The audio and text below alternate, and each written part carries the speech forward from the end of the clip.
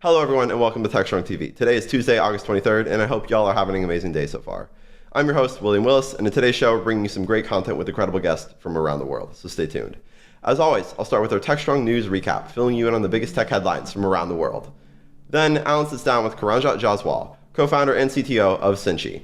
Alan and Karanjot will talk about how Cinchi helps organizations gain simplified, streamlined, and authorized access to data by allowing data to become autonomous. Next, Alan speaks with Mike Waz, founder and CEO of Datometry.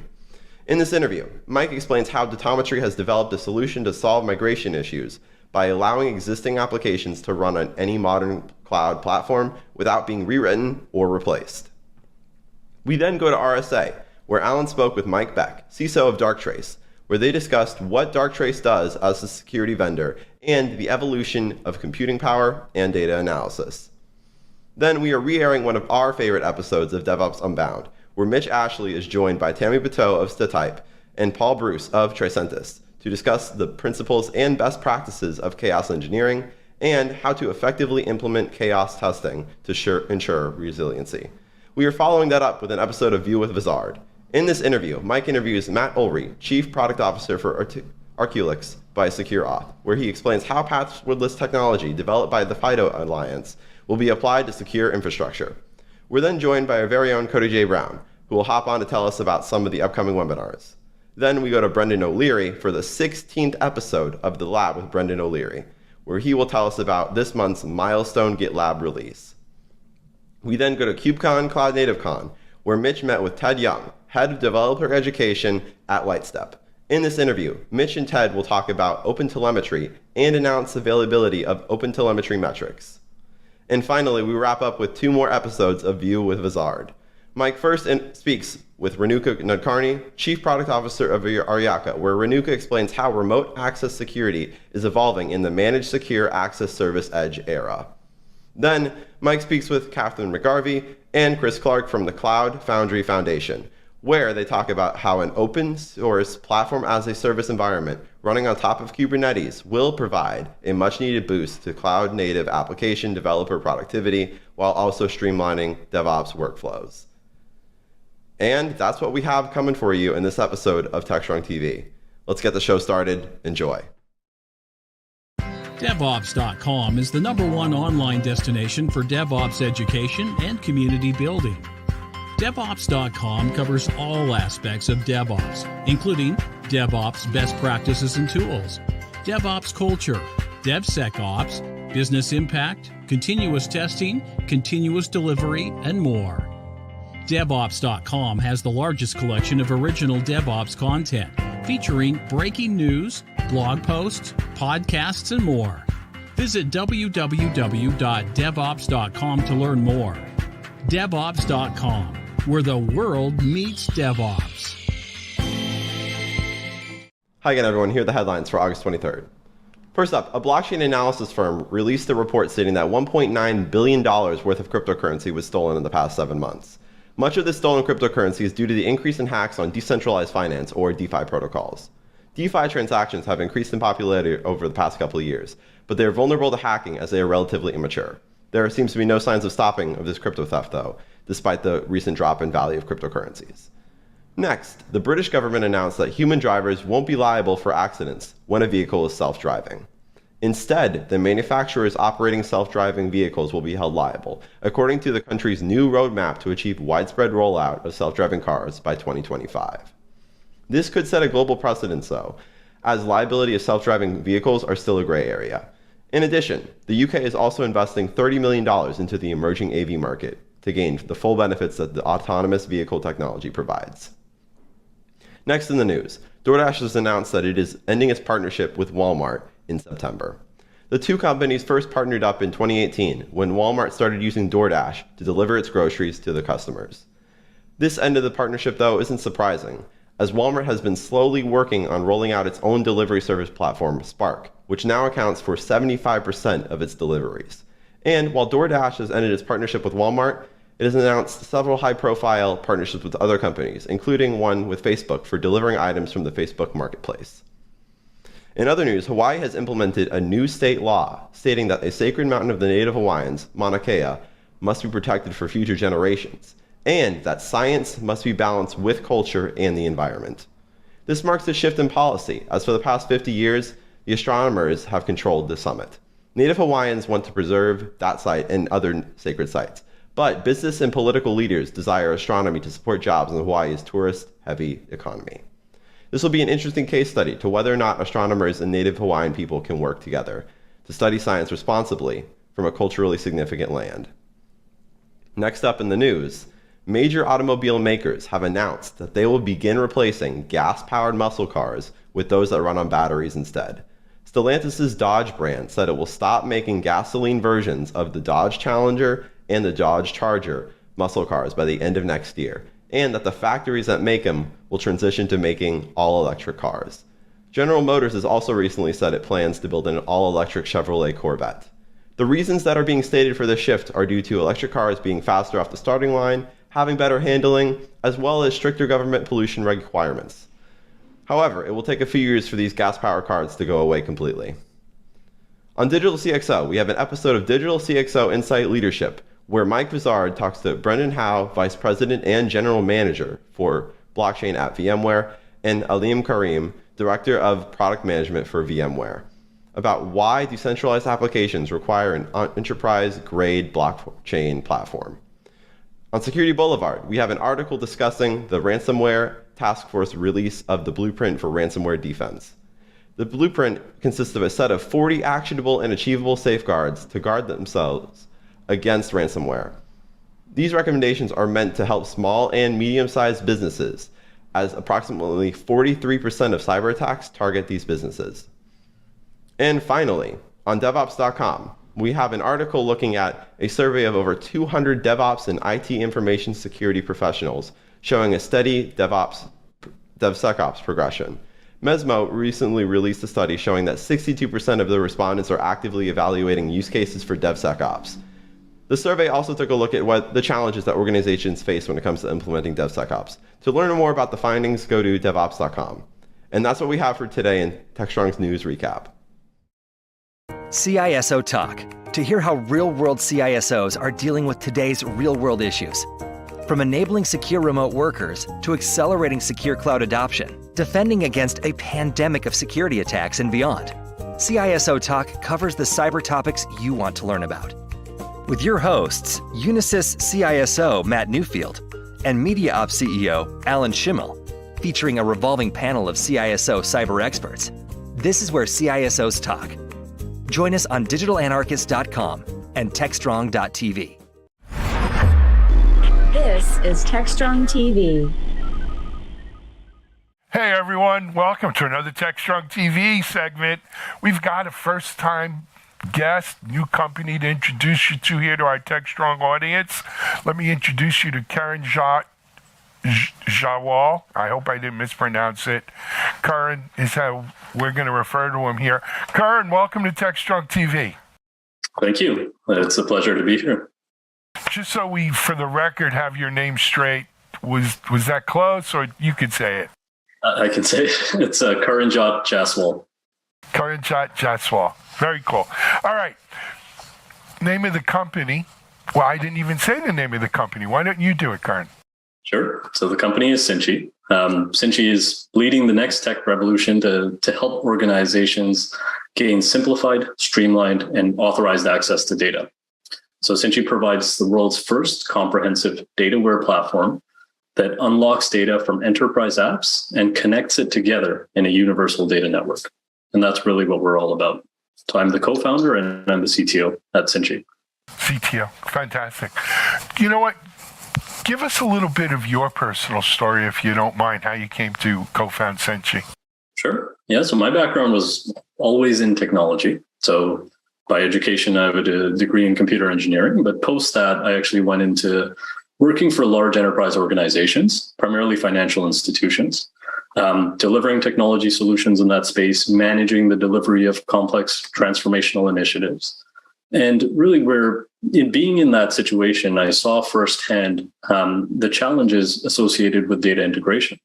Managing budgets in that environment, I noticed that essentially half of my IT change budget, or upwards of half of my IT change budget, was actually being consumed by trying to gain access to data that already existed in the organization, to be able to understand what's out there, to bring that information together to actually deliver a net new capability for the business. And that was incredibly frustrating. You take a $10 million project and you're spending more than $5 million in just trying to get at existing data. And that is what we set out to change, because that paradigm hasn't fundamentally changed for the past 40 years in how people have delivered technology solutions. They've always had to integrate data. And at Cinchi, it's our mission to change that equation completely. So what we're trying to do, what we want to do is make data integration irrelevant. And in that process, slash operating costs, eliminate new data silos, enable better collaboration, and make it easier for companies to deliver the digital solutions that are needed for modern operations. So these advances, in turn, for these organizations unleash a wave of benefits to the business at large. So faster time to market with new products to enhancing the competitive edge in the marketplace. Love it. You know, Karan, I really feel, maybe I just realized it during COVID more than I did before, but we've had a renaissance of emphasis on the data. It's almost like someone put the signs up all over that says it's all about the data, stupid. You know, for a long time we were so hung up on infrastructure and application and you know, all of the different pieces of delivery, cloud gateways, all the different pieces of the modern computing stack of how technology works in our daily lives. And for whatever reason, we lost the emphasis on it's about that data. All of this other stuff is about collecting, analyzing, delivering data, right? It's meaningless without the data. So we have had a resurgence of data, and we've seen,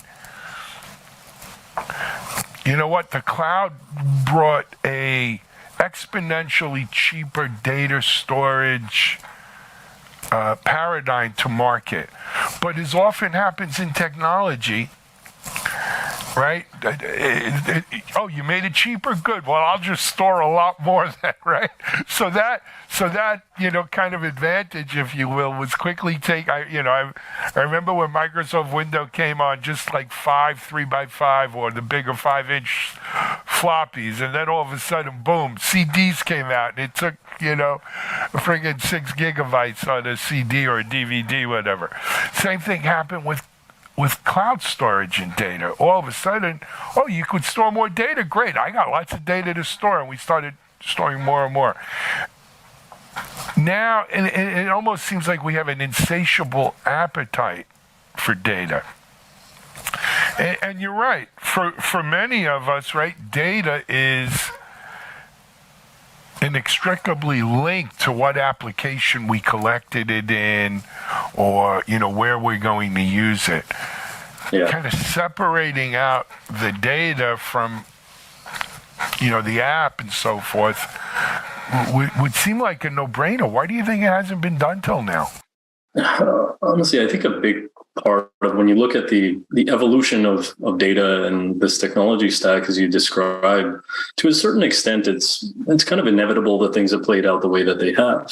Because if you go back in time and look at when systems originally became distributed, post that point, now each system that you are standing up has its own data silo. And when you have a small number of them, it doesn't seem like a massive issue that, oh, my data is siloed all over the place. And I need some mechanism to be able to bridge that gap. And so then you have the introduction of technologies that enable you to connect this information together. So integration tech. And now you look at this stack that's continuing to become more and more complex, where you have more solutions, more capabilities that have been delivered inside of an organization. And what is the next problem that you have? Well, I need to be able to derive insights. I need to be able to report on this data. So I need a solution that brings all this information together in order to enable that capability. And now my data volume is continuing to grow. I need a mechanism to be able to do that in a more agile manner. And so you have solutions like data lakes that come along. And so without going through the entire sort of history of it, it is logical when you look at what is the next best action. But if you take a step back and you revisit the sort of macro picture in its entirety, what you see is that there's a massive opportunity to disrupt how information is managed and how we think about it as a whole. And in that opportunity, you can drive a lot of efficiency for the organization. And that's really the approach that Sinchi's adopted. And you're absolutely right that there has been this massive shift to giving that data a lot more importance. And that's been increasingly the case over the past 10, 15 years. And perhaps even longer. And it's continuing in that direction to be more and more so the case.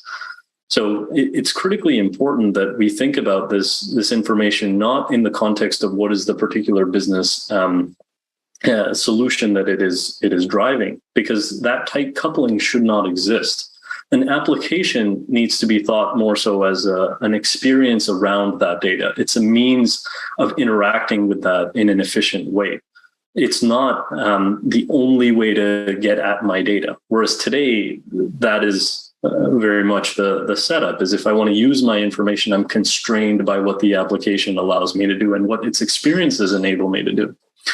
But by decoupling that, now what you enable is not only the reusability across many different solutions that the business is putting in place, but you also now allow different solutions to collaborate on that data, to contribute to this network of information that you've stood up to power your organization and obviously consume from as well, and to drive different experiences. It gives you a lot more fungibility, a lot more flexibility in how you think about these outcomes, and as well as even simple things like vendor lock-in, which I say it's simple, but it's not necessarily simple from an organization's perspective. And so it goes a long way to helping with these massive issues. Absolutely. I mean, I'll tell you, just to bring it home to our audience, here at Techstrong, for instance, right? Look, our community list, right? The people who've registered for events and newsletters and who come to our webinars or watch Techstrong TV, whatever, that's the lifeblood. That's the data. That's the lifeblood of our company. And we store it in one of these marketing/sales kind of providers. And what we're constantly constrained with is that all that data is, as long as you're using something that company provides, I have access to it all. When I want to grab that data to use in something that's not related to that company, quite frankly, it's a giant pain in the butt. Right? Because you got to literally export the data into a spreadsheet or, then put it on something, duplicating the data. So now I have twice as much storage of it. And it's just inefficient. Doesn't even begin to describe it. So, I mean, the idea of just having this data lake, if you will, or, data that I could use on a variety of applications, not locked in, is very appealing. Let's get into kind of the guts of Sinchi. Karan, tell us, so how does it work? What does it do exactly? How's it packaged? Yeah, so in terms of how the overall solution is architected, effectively what the platform is enabling you to do is create data in what we call an autonomous fashion. And so think of an autonomous data set, this concept of an autonomous data set, as being one that you are able to define in let's say you define a data structure, a table. It has rows, it has columns of information. It is independent of any one business solution that is planning on leveraging that. So you're aligning the structure, the way you're modeling this data in a manner that is conducive to the business. It's how the business thinks about that information. If we take a simple example of I have an employee data set, right? This employee data set, what are the attributes of an employee? Well, what are the attributes my organization cares about in terms of all of the information that is relevant to them for that employee? Now, that in turn has an owner associated with it that is accountable for managing that structure. And they are also in control of the permissions of who can interact with this data in what capacity. So they can drive who can view it, who can change it down to an individual cell level by defining policies that are driven off of the information that's inside of that data set, as well as information elsewhere inside of the environment. So basically, you have this this node. Think of it as a node inside of a network, which is a data set that is protected by controls and has ownership over it. It belongs to a larger domain of interconnected data sets of this sort. And these domains in turn can connect to one another. So the environment now provides that capability of being able to model and define and control and protect data in a manner that is democratized, where many different teams can work in a completely federated way, where they're building out this network of information and it's evolving organically with protections that allow that evolution to take place without necessarily impacting the work that one team is doing, where they've created a dependency on another. And so that's the core of what it is that we do, is give you a platform to be able to do that. Now, layered on top of it is capabilities to be able to bridge the gap between your legacy world, the existing way you manage information today, and Sinchi. So bidirectional connectivity to freely flow information in and out. The next capability around that is a suite of data services to be able to interact with that information now, to enable you to now build additional capabilities on top of it, along with a component that we call the data browser. Think of that conceptually as the user experience that's kind of like your web browser, and that is now for you to be able to explore, access, view, change information inside of this entire environment, subject to your level of access. So me logging into an environment, everything that I have access to inside of this network, I can experience it through that data browser. And this entire package, all of these capabilities in its entirety, forms a platform that falls into the category of dataware, which is how Sinchi is positioned. It is a dataware platform. And that's ultimately what it's doing. You think of it as the reason why we use dataware is hardware, software, dataware. So it's bridging that gap. Got it. Now, I mean, obviously, Sinchi's a commercial company that makes money. How do you charge for this? So the way the product is licensed is by what we call builders. So there's a platform fee, and then on top of that is builders. And the reason why we price in this way is, so firstly, a builder is a resource that is creating solutions inside of this environment. So perhaps they're owners of information inside of the environment. They're designing that model. They're creating services and capabilities on top of it. And the rationale for pricing in this way is really we're providing these individuals, these builder resources, with a superpower to be able to accelerate and deliver solutions for their business in a manner that they've not been able to in the past, where they can reuse existing data assets. You can provide access instead of copies of information. You have all of these services and capabilities layered on top of it. And so that's the structure. And in terms of where the platform runs, so our clients, it's very important to us actually that we give everyone control over their information. That's a big part of what it is that our organization does. And the elimination of integration as a core component in restoring control over information, where you don't have copies of your data everywhere. So in the spirit of that, what we do is we allow you to actually host the technology wherever you choose. You can choose your cloud provider. You can choose to run it on-prem, completely up to you. The way the platform is packaged, it runs on Kubernetes, and you have the flexibility of now choosing which flavor of that. Love it. Excellent. You know what? We didn't tell people the website. I'm going to assume it's Sinchi something, but Karan, help us. Yeah, so it's Sinchi.com. So certainly there's a lot more resources available on Sinchi.com, which go much deeper. We also have a website, Sinchi.tv. Think of that as our own YouTube, which has lots of videos touching from topics on getting started to actually going much deeper and demonstrating various capabilities. So for the audience, please do check those out. And certainly there's a number of different ways of contacting us through those as well. And just so, people are watching video here, they see the name Cinchy in your background. But for those who may be just listening, it's CINCHY.com. Correct. Yeah. And do you have any trouble remembering that? It is a play on the word cinch, making things simple. Got it. Hey, man, thank you so much for coming on and giving us the Cinchy story today, Karan.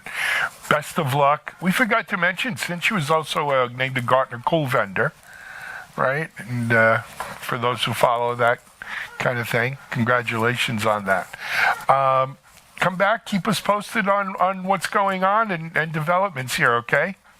Thank you. Appreciate the time. All right. Check it out, Cinchy.com here on Techstrong TV. We're going to take a break. We'll be back in a moment.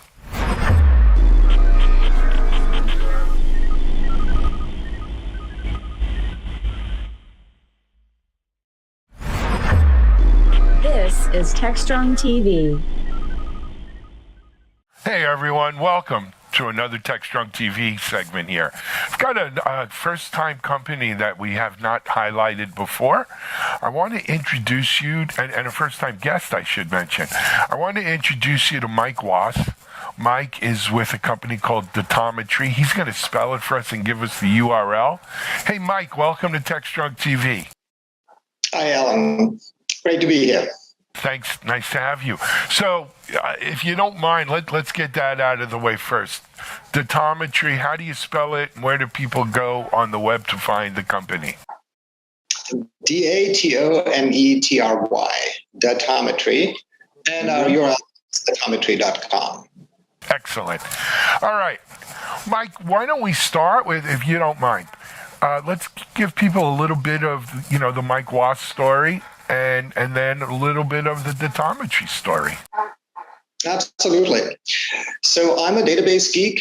I've been working in databases for the last 30 years, first in academia, then with major database vendors. And for the last almost 10 years, I've been doing Datometry.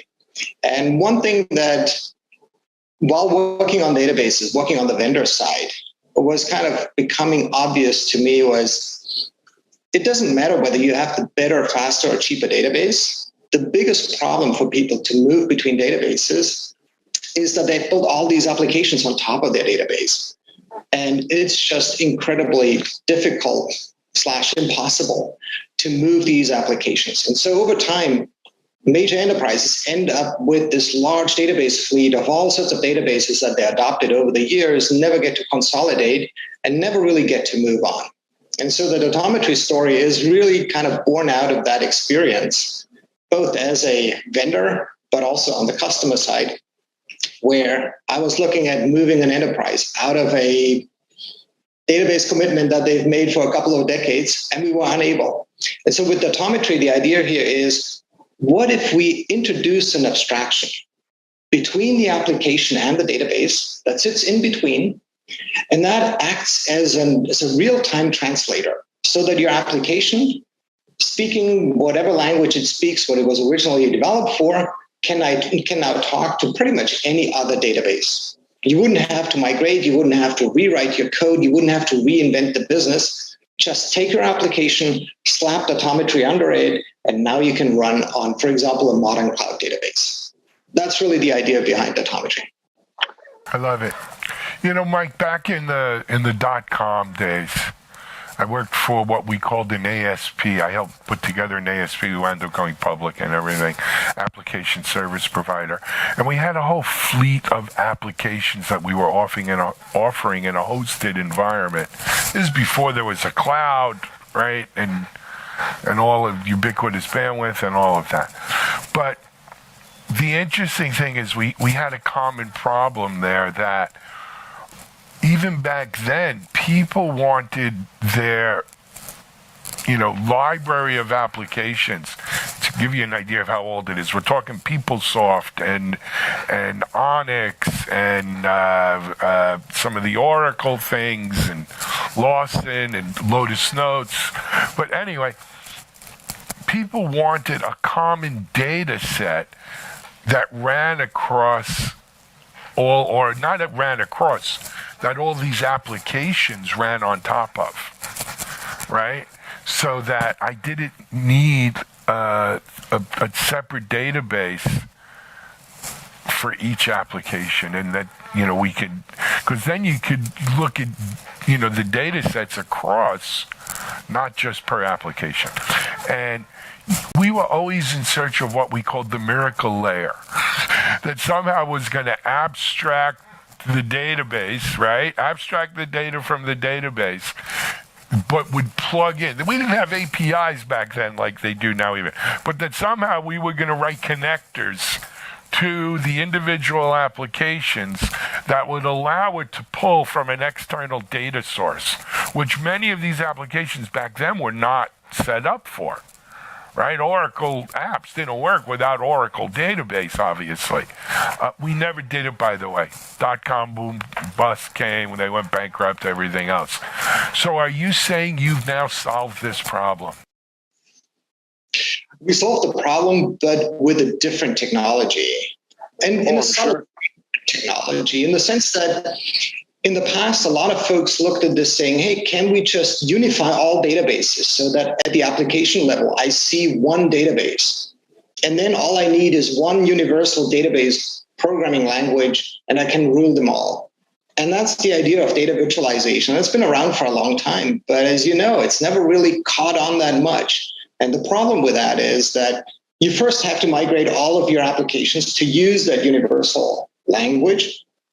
But also you're pulling so much functionality out of the database that you're basically building a separate database in the middle. And these things just never really seem to have commercially worked out. And what we do is kind of somewhat similar, yet very different in that we don't pull functionality out of the database. We let your application come as it is, speak to any of these databases as if it was its native database that it was originally written for. And so you can take let's say a Teradata application and put it on Azure Synapse or on Google BigQuery, and it can just speak with the same language that it had before, and you wouldn't have to change the application. You don't need to be aware of that.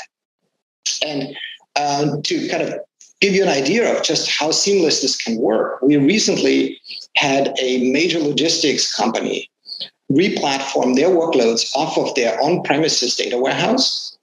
One of the most complex ones in all of EMEA, I'm told, moved that to a cloud-native database.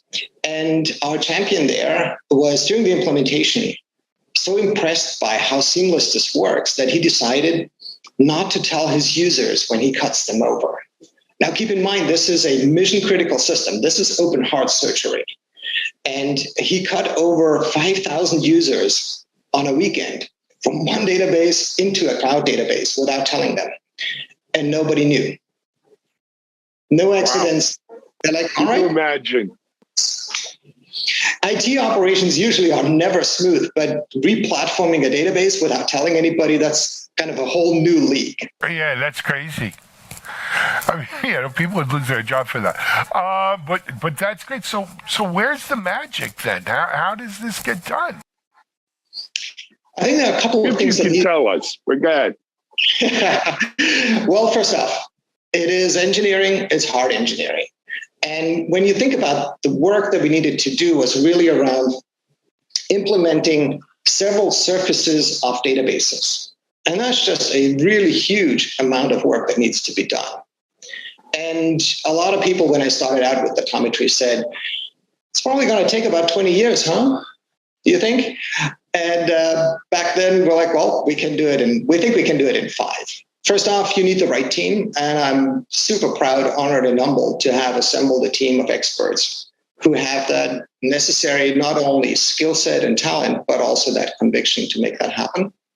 But then also really understanding what's the architecture that we need for this. This is something that is a bit akin to a query optimizer, ultimately. And that's kind of generally considered one of the most complex components of a database. And so we've taken a lot of database research from that space and brought that into our product. And lastly, we've also used kind of technology that we knew will allow us to be much more productive in this space. So we're using what is kind of carrier grade platform called Erlang OTP that was really written for taking packets off the network, doing something to them and putting them back on. And that's really the sweet spot of that language, very, very popular in telcos, in telecommunication. And that just happens to be the sweet spot for us as well. And so that has been an enormous productivity boost for us. Had we done this in kind of conventional technology, I think it would have taken a number of years more. But it really is coming down to tough engineering and research. Excellent. So it sounds like I don't want to say the use case, but the driver for people looking at datametry is, as they're moving from an on-prem sort of database solution to a cloud-based solution, it's also a good time usually to change. Not a good time. There's never a good time, perhaps. But it's also a time where people look to change the databases they're on. So it's more than just running Oracle here and Oracle there, or NoSQL here and there. It's really changing, databases. And you might as well do it when you're changing location as well. Exactly. So now, of course, in real life, there's fewer greenfields than there are brownfields, and people don't just migrate from on-prem to cloud in one fell swoop. There's a migration, and that migration can take months, years even. How does the solution work there? Yeah, we really, if you will, disrupt that whole notion of you need 5 years or even 10 years to move your critical data assets. We've been able to pull some of really complex data warehouses into cloud databases within 3 quarters, within less than 10 months. And that by itself is, if you will, a record. But it goes much further, and that is, we are not really a migration tool. Granted, the migration use case is a very obvious one, and is one where the entire industry is clamoring right now, because everybody is pushing to cloud. Everybody is eager to replace their kind of conventional databases with platform native databases that are deeply integrated into the cloud infrastructure.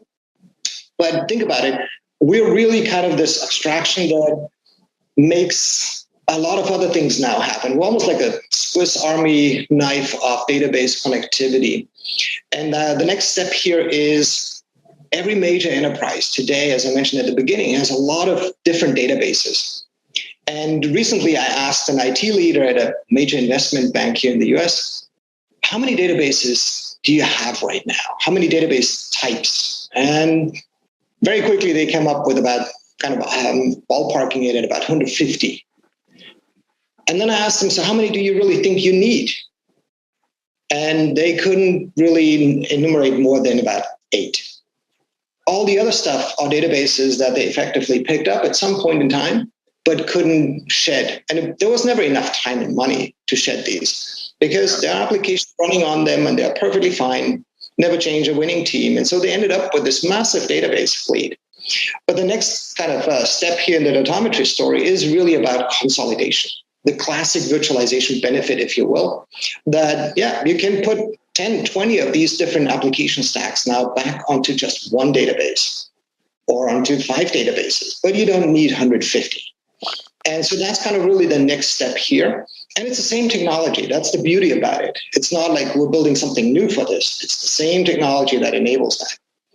And then one level up after that in the journey is what you mentioned at the beginning.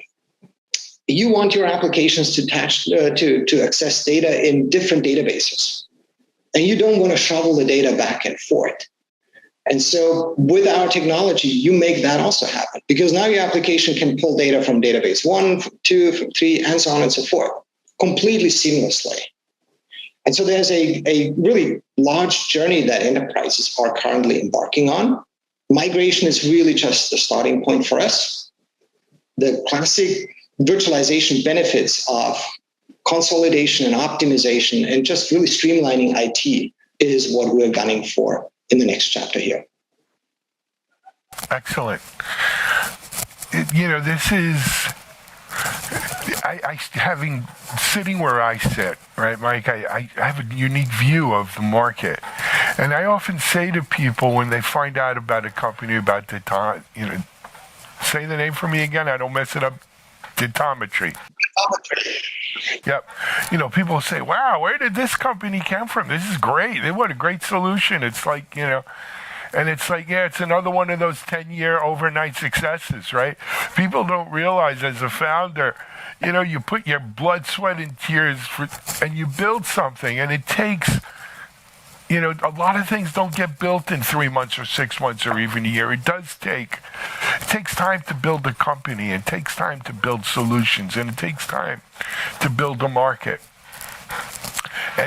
But one day, it's like you burst on the scene, right? And people are like, oh my God, where'd this come from? But it sounds like, you know, that's kind of your story here. You guys have been at it, and you've perfected it, and congratulations to you and the whole team. No, thank you so much. Great. And that's really one interesting point in there, just to highlight this, and that is that whole idea about making databases interchangeable and the abstraction of the database. As you said before, that's been in people's minds for a long time, as long as there have been databases, because it's been one of the problems that databases always had. But what really made that possible is kind of where the market moved in the last couple of years, and that is that push to the cloud. That's been kind of an external forcing function for really everybody to say, hey, we need to reevaluate whether we should stay on that database or not. And that has kind of really created an earthquake across the industry that really has shaken up everybody. And had it not been for that, I think it would have been much tougher to kind of break into the market. But that's kind of an external enabler, if you will. Agreed, man. Hey, before we go, one last time, give them the website. Datometry.com. Absolutely. Check it out.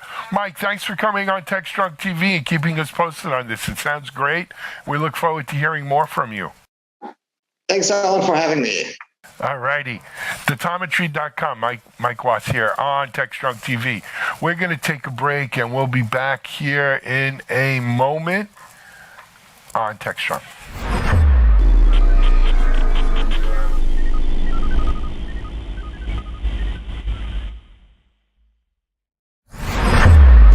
This is Techstrong TV.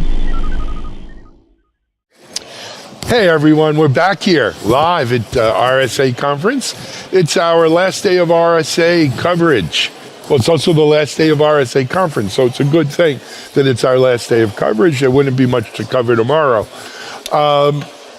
Continuing interviewing some really interesting folks and companies here at RSA. I want to introduce you to Mike Beck. Mike is with Darktrace, and hey, Mike, welcome to Techstrong TV. Thank you for having me. It's our pleasure to have you on here. So, Mike, well, I'm going to bet a lot of people here don't know Darktrace. A lot of people here at the show, as well as a lot of people watching us live right now.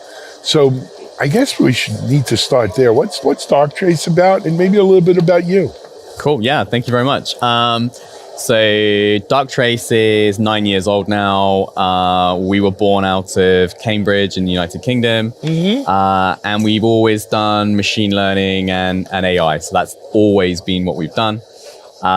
We have a product suite that is looking across the entire range of digital data. So email, SaaS, cloud workload, network, endpoint. And we're elevating out interesting behavioral elements for defenders to go and take action or to use our autonomous response and have the AI neutralize something as it starts to develop. So that's what we've been doing. We've been talking a lot with our contacts here and talking about where Darktrace is heading into the future. We're doing a lot more in the prevent space for us. So we've got new technology coming out in the next few months that's going to focus around risk, which, I'm a CISO. I protect Darktrace as well. So I have the pressures of every other CISO. Like everyone else does, exactly. In understanding that operational risk and being able to report that upwards. So a lot of what we've been doing is actually not just waiting for the attack to take place, but how do we start to look at technology that can help us understand how the attack might happen to us, so that as CISOs, we can start to take action earlier. You brought up something, and I want to emphasize that for the audience. Just because you're a security vendor, as a matter of fact, because you're a security vendor, you're more of a target perhaps than companies, other companies, other kinds of companies. And so even security vendors, especially security vendors, need CISOs. Yeah. And so it's important we have that. But now let's talk a little bit about what Darktrace does. We were talking off camera.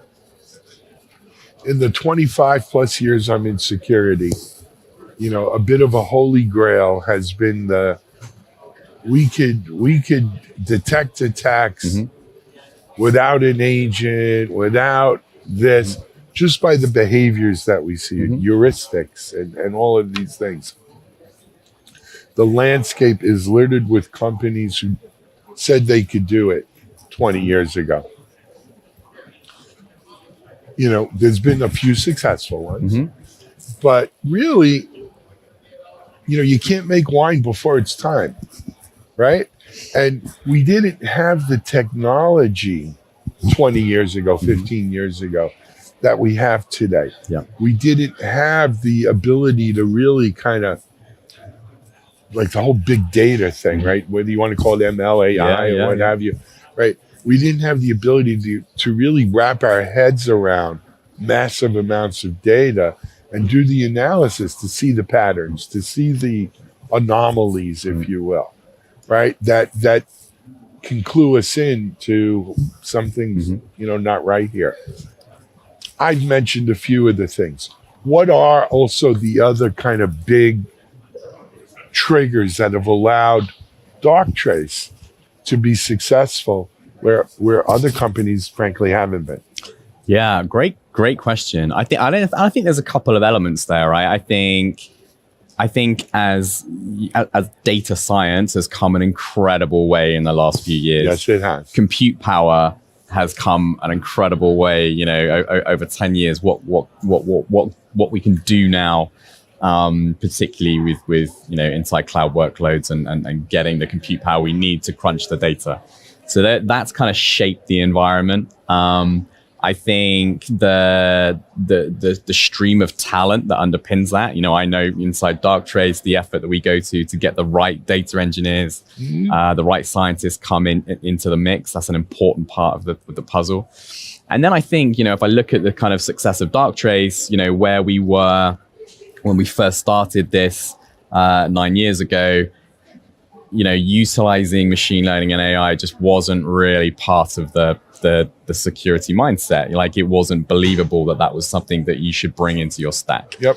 I think roll forward, 9-10 years to where we are today, AI is all around us. It has to be. I think we all know that as human beings, as defenders in the security context, there's too much data, there's too much complexity. And how do we get to a place where we can help understand what's happening in those environments across those different structures that we're utilizing? We have to be in a place where we can partner with AI. And I think, what does Darktrace comes at it from a philosophy of partnering. AI is not going to take any jobs, right? It's there to do what it's good at, which is complexity and data crunching and elevating out of that some sense that our defenders can use to overlay their domain knowledge. And that partnership is where you get a good kind of security from.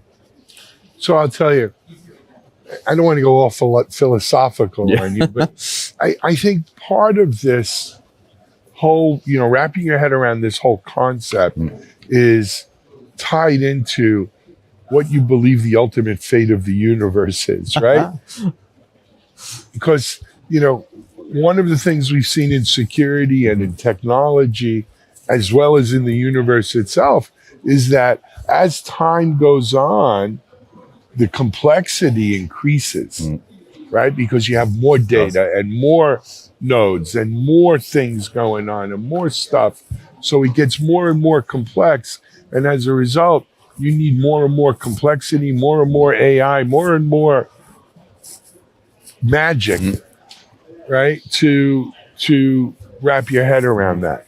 Now, there's another school of thought that, physical laws kick in, and then, it gets complex, but it becomes so complex that it almost collapses on itself, right? And then becomes, you get down to your basic the four basic laws of physics, right?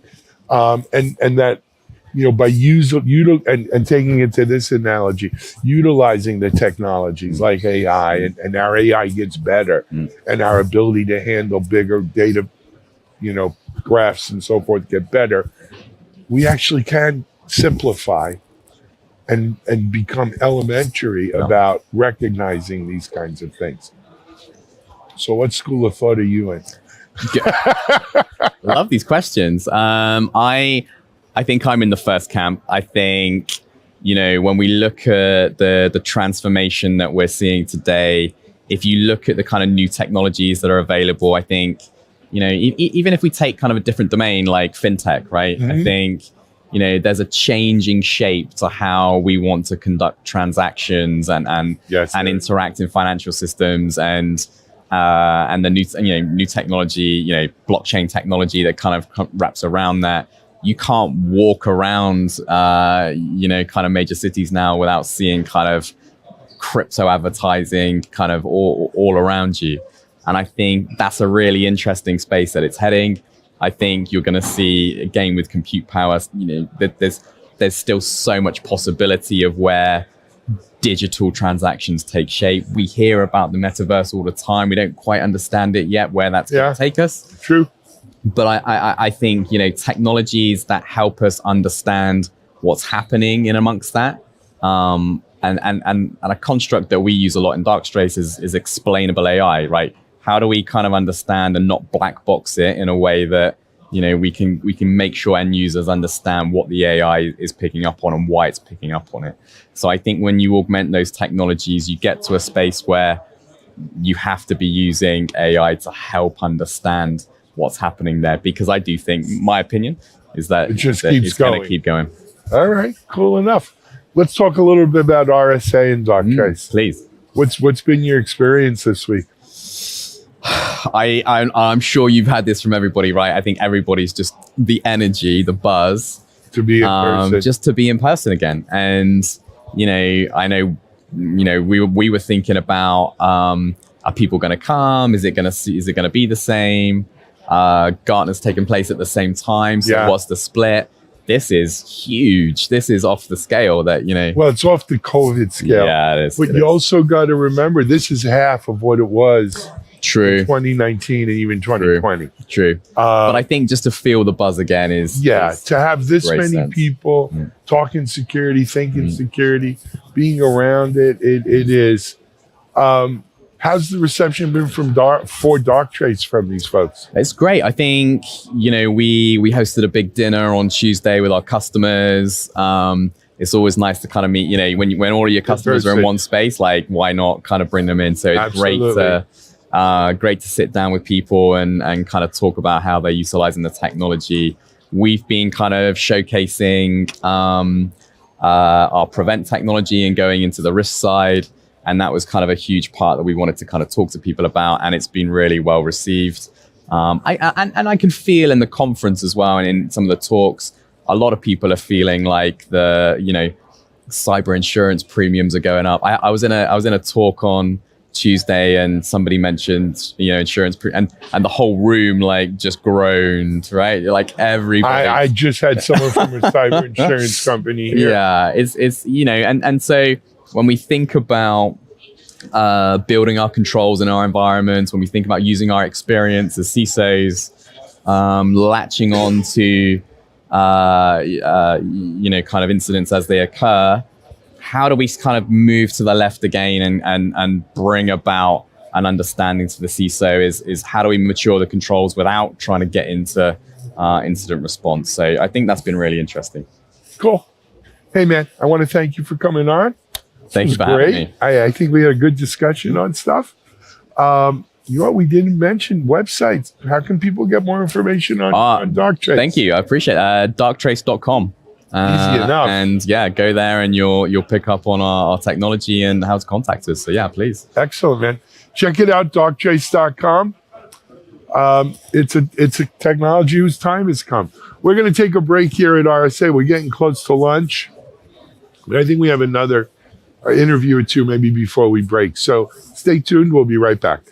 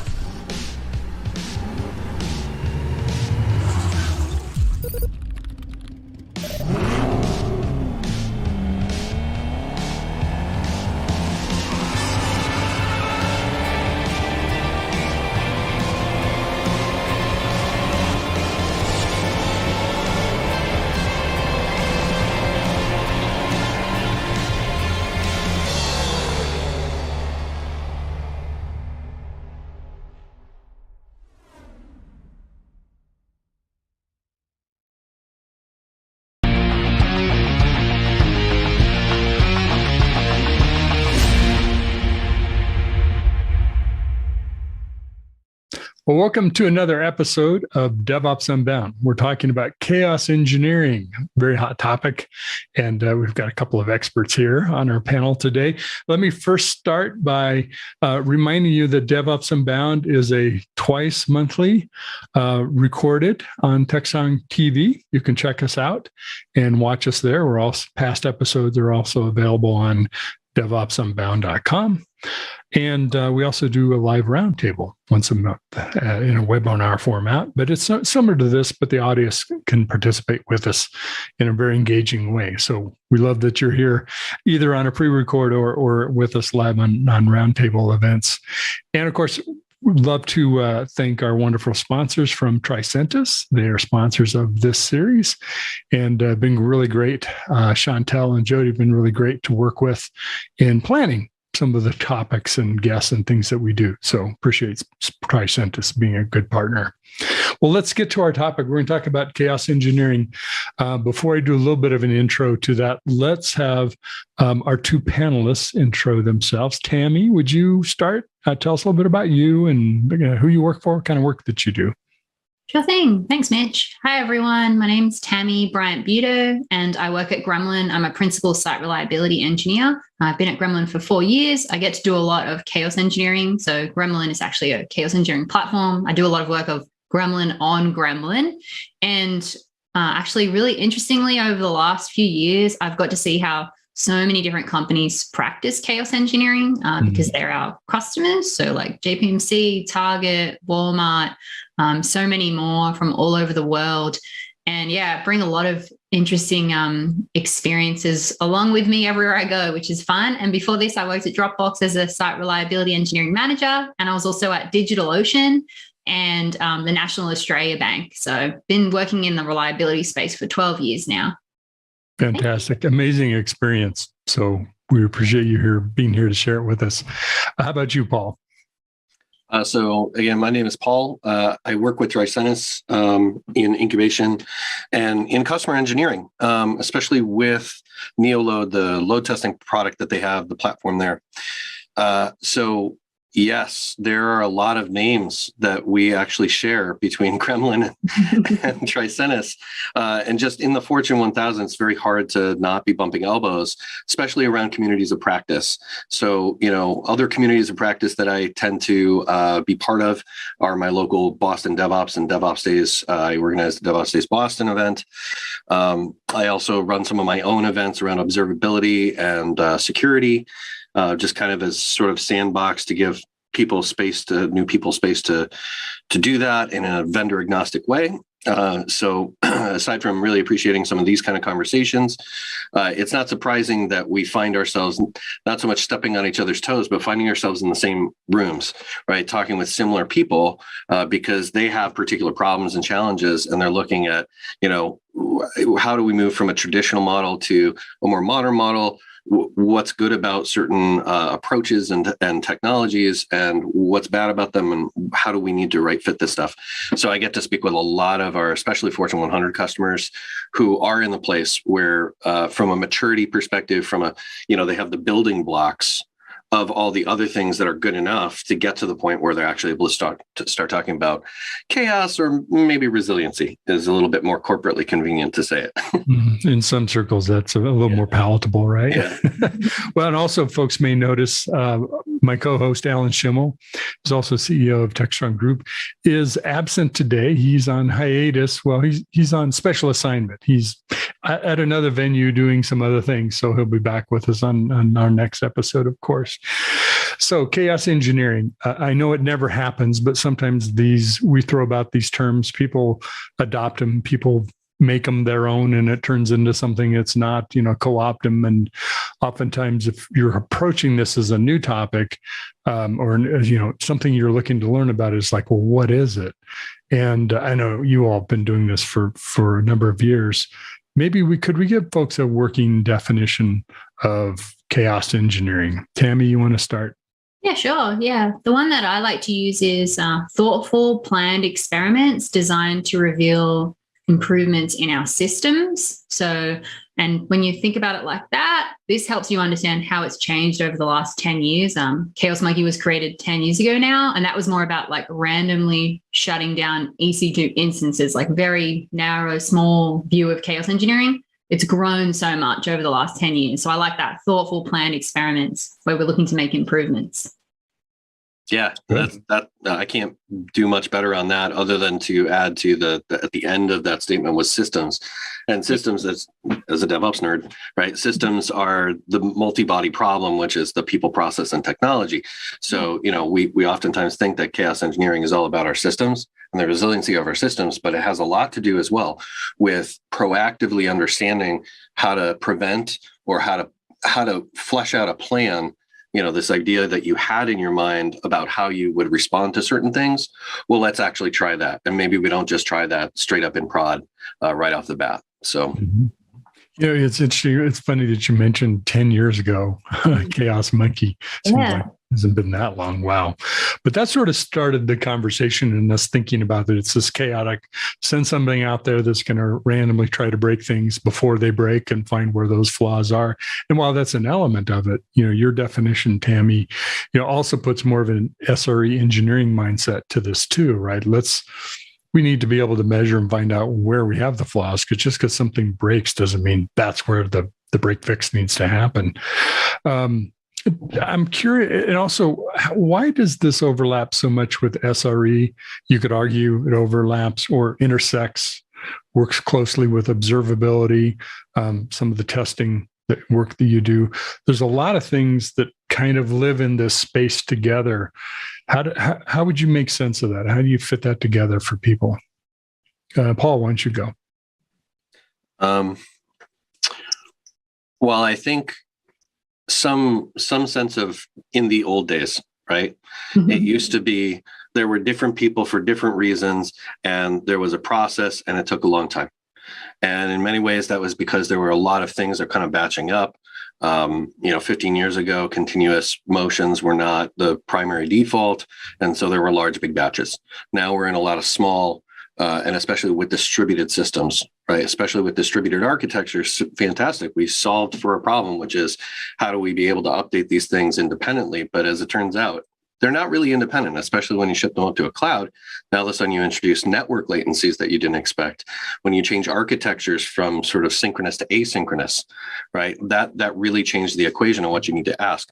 So what we find is that it's not good enough to be in a silo. It's not good enough to have siloed knowledge in the organization.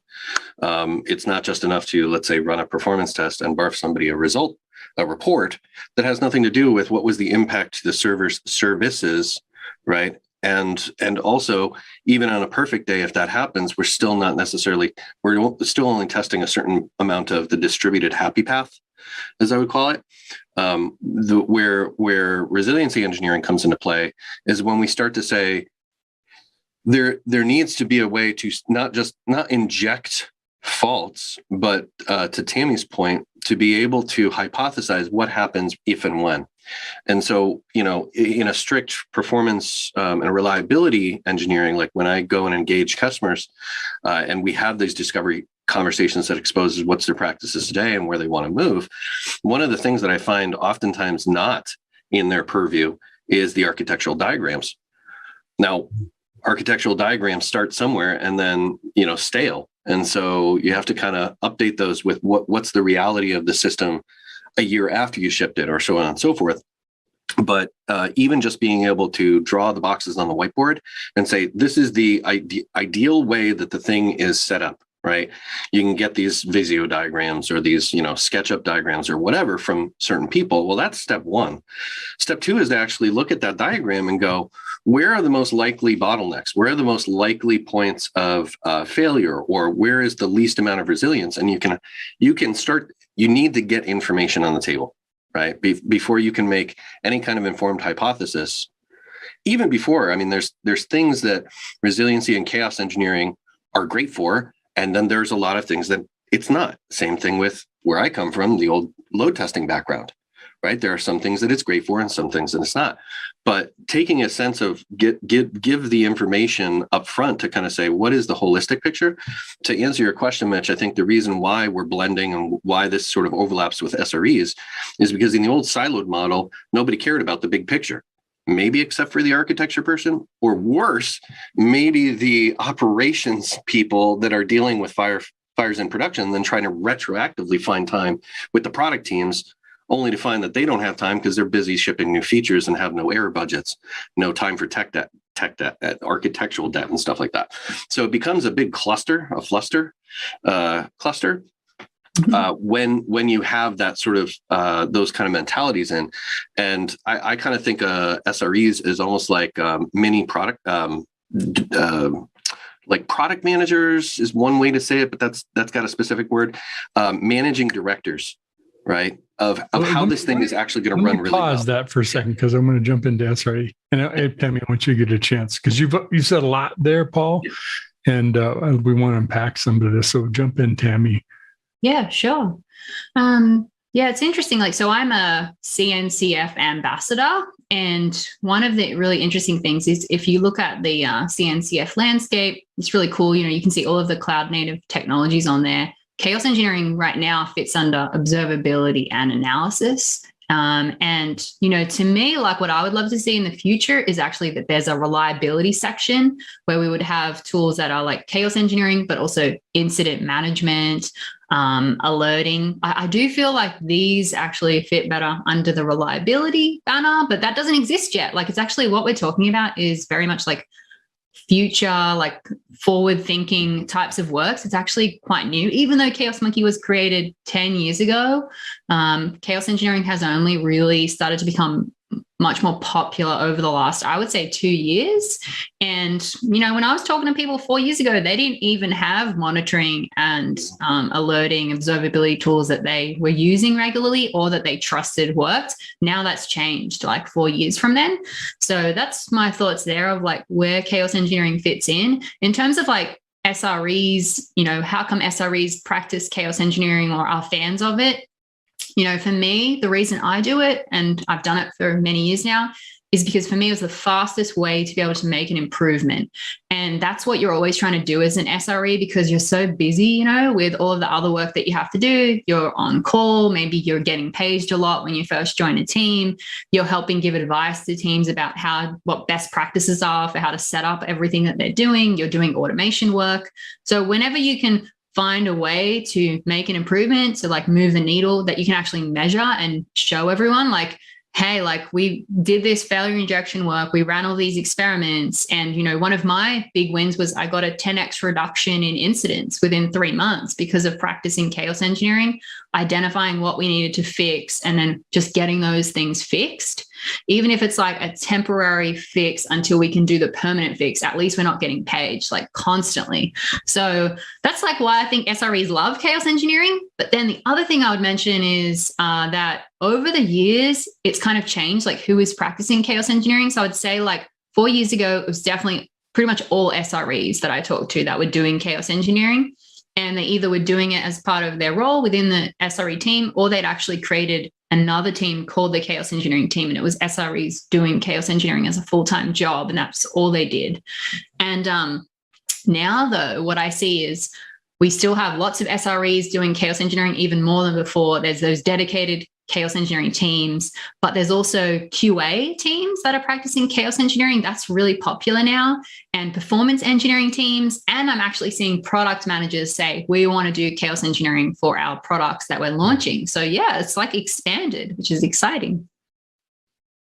It really is interesting. And it's a topic that's been coming up, I don't know, the last couple of months, because observability is so much in front of everybody.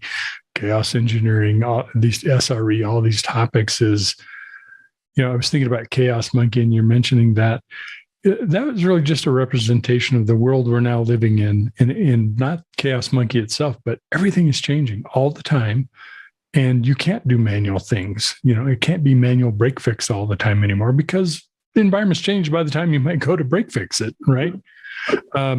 And so using automated tools and engineering approaches both elevates the operational role to be more than, up, down kind of monitoring kind of things, and really getting into how do we help improve the reliability of our systems. Do you think our organizations really adopting more of a seriousness around operations and what this means because of observability and chaos engineering? Is that really happening out there in the real world, as opposed to here in video land where we like to talk about this stuff? Yes, absolutely. Absolutely. So one of the shared customers that Gremlin and Tricentis have, I shouldn't probably name them, but they're well in the Fortune 50, and they are in the large healthcare and insurance provisioning vertical. And their team of performance and reliability people have been around. They know how to use their tools. They push forward in terms of how do we automate some of this stuff. There's a lot of appetite and interest of the 500 plus teams of product teams that they actually serve, to move away from this sort of center of excellence, attitude, or the pool of knowledge only over here, to start building those into automated processes.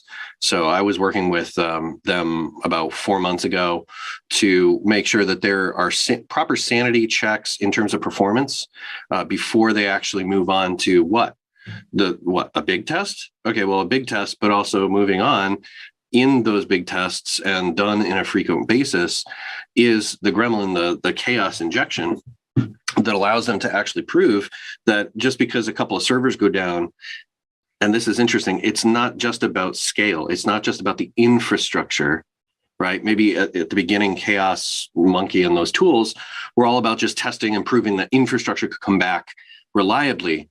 But what they actually do, and a lot of our customers actually do this with Neoload, is not just it's not just about putting pressure on your systems.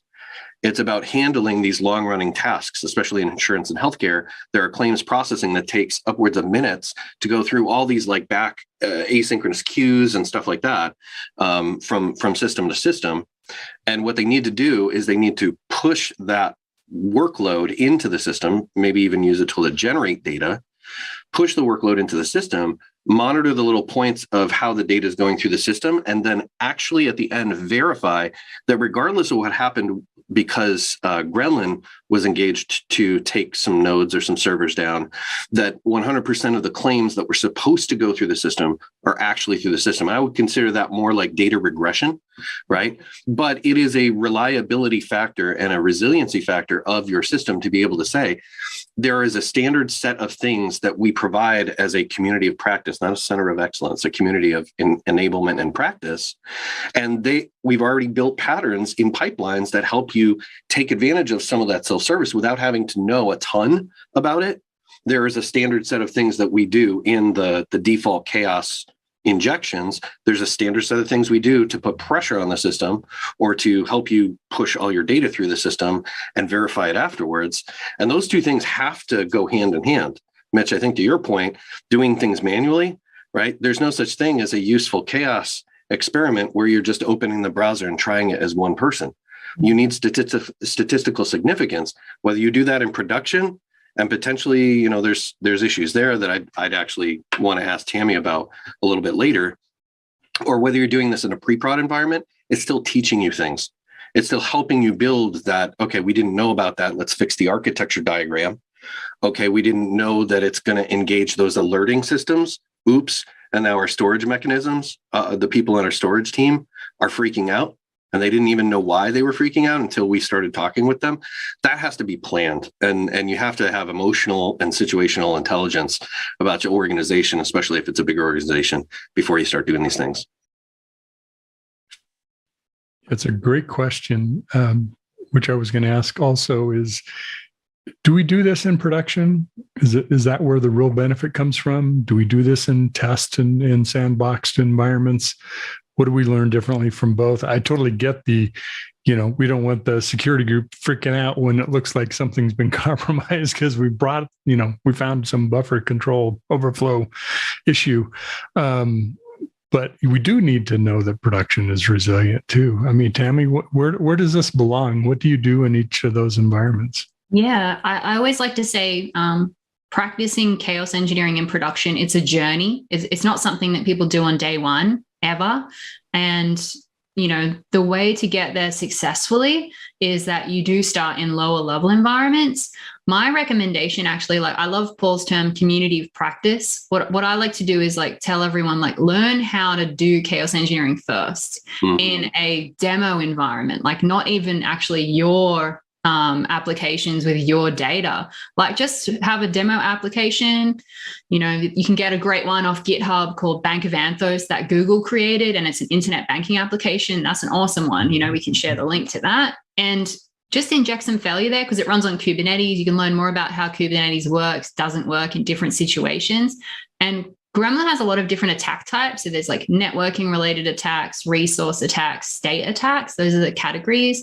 For networking, it might be let's inject packet loss, let's increase latency, resources, disk IO, memory, CPU. So there's a lot of different things you can do. And often it's also about planning the experiment, combining different types of attacks for different amounts of times. One of my favorite attacks is called a black hole, where you make a service disappear and then you see what happens to its dependencies. And like Paul said as well, it's not just about the service went away, did it come back? It's also how does that look to the user when a user's logged into internet banking and suddenly the balance reader isn't working? Can they send deposits? Can they make payments? Do they see error messages? What actually is their experience? And I think really great SREs, they do think about the user experience. You're really focused on the customer. And that's an amazing skill, because I've been on tons of incidents where we were getting so many support tickets from customers saying my data is not there, my data's disappeared. And wasn't that, it was the thumbnail preview service wasn't working. So that's why thinking through how does this impact the user is so important. So I always recommend thinking about it from that perspective. And I generally say to get to production, it takes companies several years. Most companies, I'd say it takes them about 2 to 3 years to start practicing chaos engineering in production. And I think that's totally fine. That makes a lot of sense. And it's good to have that as a big milestone date. We did our first ever chaos engineering in production. This is what we learned. We improved our mean time to recovery by this much. So yeah, I've got lots of cool customers that I've seen do that. And it's really exciting to celebrate it as well. It's not easy to do. It's a challenge. Yeah. Of a crawl, walk, run, to use that familiar analogy, but it makes a lot of sense. What do you see? Is there kind of a typical stages of evolution that people go through? I know they're not probably formally named, but what does that journey look like? So if somebody is in the middle of it, they kind of know where they are, what might be next. Or if they're starting saying, I have no idea what this might look like. Can I get at least some clue of where I'm headed with this? Either one of you have some thoughts on that? Yeah, I think what Paul mentioned there as well, like about how he's working with a customer that's using Tricentis and Gremlin, like that story is like really common, I would say, that folks start a community practice, they help everyone learn how do I do chaos engineering, then they try and think through like what experiments do we want to do here within our organization, how do we automate that? And when you think about automation of chaos engineering, there are different ways to do that. Most common way is actually integrating it into your CI/CD pipelines. So we see a lot of people doing that. Like, for example, with Jenkins. Jenkins is very widely used by a lot of big enterprises. And that way you can just run all of your suite of chaos engineering experiments. People sometimes call it a reliability gauntlet, which I like that term. I think it's pretty cool. That makes it so fun. And it's like, you got to pass the reliability gauntlet. Did you do it or not? And then they report back on the results in an automated way. So when you come in, the next morning or that afternoon, you can see, I need to fix these issues because it didn't pass and I'm not able to get to production until I pass all of these experiments. And then the other way you can do it is by scheduling game days to run, but in an automated way. So game days is another great topic. I really love them. Once you run a game day once, you can then automate it and you can say, like, let's do the DNS game day, the DNS failover game day every Wednesday. It's just going to happen. And if something goes wrong, then, that's great. We'll go and try and fix those issues.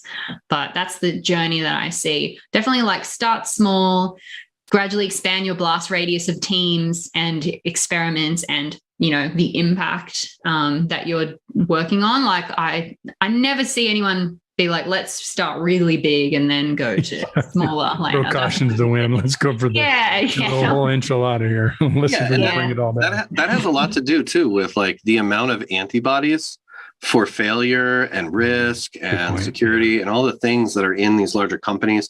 I only focus on larger companies in this conversation because they oftentimes have problems at scale. They have problems of systems at scale, legacy code as opposed to just greenfield unicorn sneezing rainbows kind of stuff. They also have a lot of compliance and regulation that they have to deal with. And these things I don't consider them as bogging down. I consider them as grown-up problems.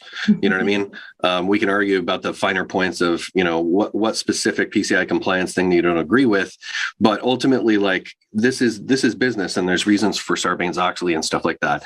So when you have to live in that world, yet you have these potential new technologies or approaches, it's really important not just to, Mitch, you mentioned before we started that it was like, we don't want this to just be a big agreement fest, but I'm having a hard time disagreeing with anything Tammy says.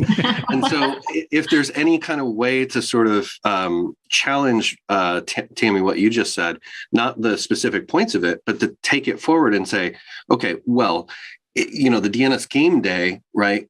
Anytime you want to do something, you might get to a point where something is scalable in a community of practice. That's a great point, but that doesn't make sure it happens on a regular basis. There have to be people, like I'm saying, an SRE mindset that's almost like a managing director of this particular, and you have your portfolio of projects. One of those projects is being the lead on making sure this thing is open, available, good space, safe space, and it happens, right? Same thing with book clubs, same thing with, other community of practice enablement sessions. That takes effort. And so my question or my challenge to all of us is try to figure out how do we make sure that we empower people to sell that up, right? What are a couple of easy takeaways that can be like, not only do we wordsmith and move away from this sort of attack, and like these are faults and we're going to definitely do it in production. How do we move the language to an appropriate way? I think things are happening there, which is good, but also how do we arm and empower people who see the value from a technical perspective, but don't necessarily know how to sell that throughout the organization? What would you say to that, Tammy? Yeah. So actually, I get asked this a lot from folks. How do I learn chaos engineering and how do I explain it to others? And so what I did, because I wanted to make that very scalable, like how I would help people learn that. So I created a certificate actually. So if you go to gremlin.com/certification, you can take a free certificate, and it only takes 30 minutes, but that's going to really give you all of the information for like, how do I really get buy-in from my leadership team, from my greater org, to be able to start practicing chaos engineering, so everyone understands like what's the ROI, but also to make it inspiring and exciting and to help you learn how to do it technically. Like that's a really good certificate. And then if you do well on that, you pass, there's also the second level, which is the professional level. That's definitely a lot harder, and you're going to have to be someone who's practicing chaos engineering regularly to be able to pass that one. But I would say, like, I'd recommend that you go and get certified, because that will help you understand how to communicate chaos engineering and all of the benefits to other people.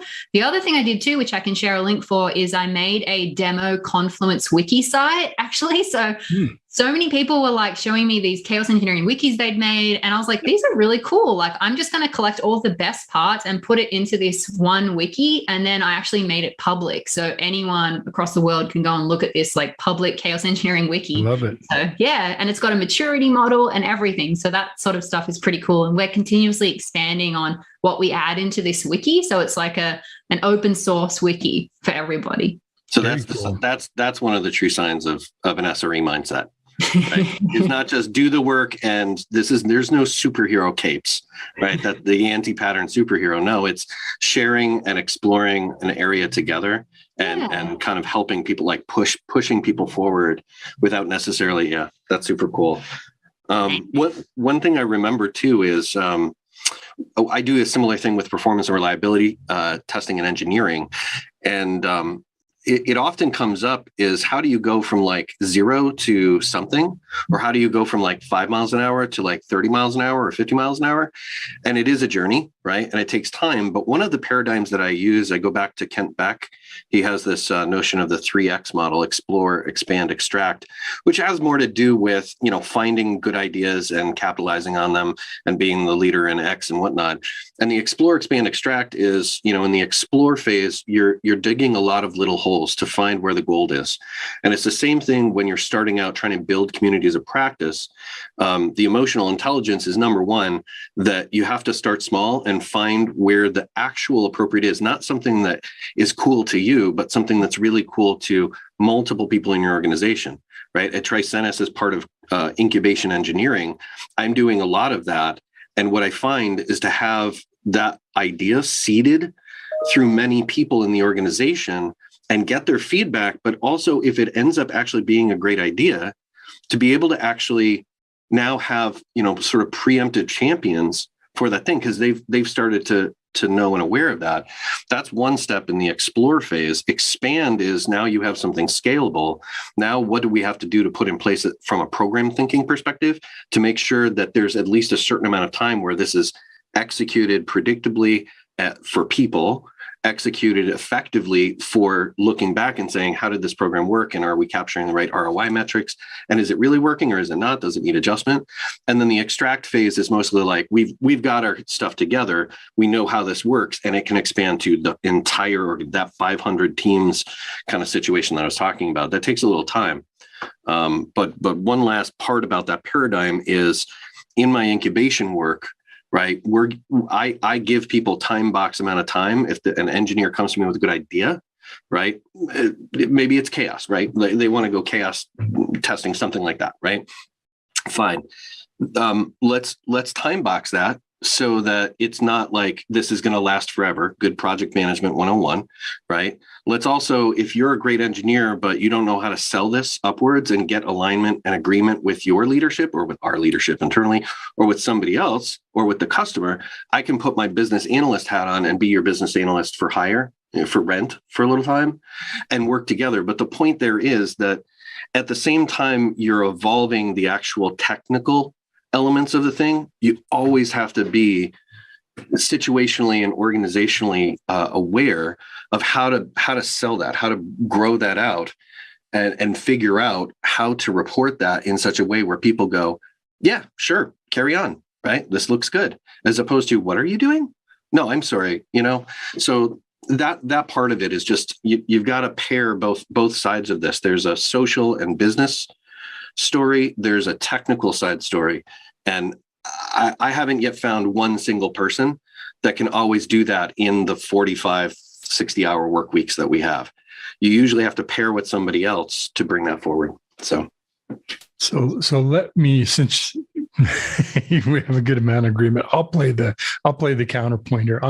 Let me present the curmudgeon, skeptical manager you've got to convince to do this. Not that I've ever been that person, of course not. But, that's a whole nother conversation.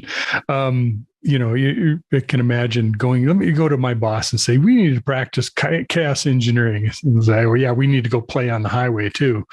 Is there sort of if you've got skeptics, and I imagine there's a few people out in the audience who've got a tough road to hoe to kind of get to that point where it really is embraced.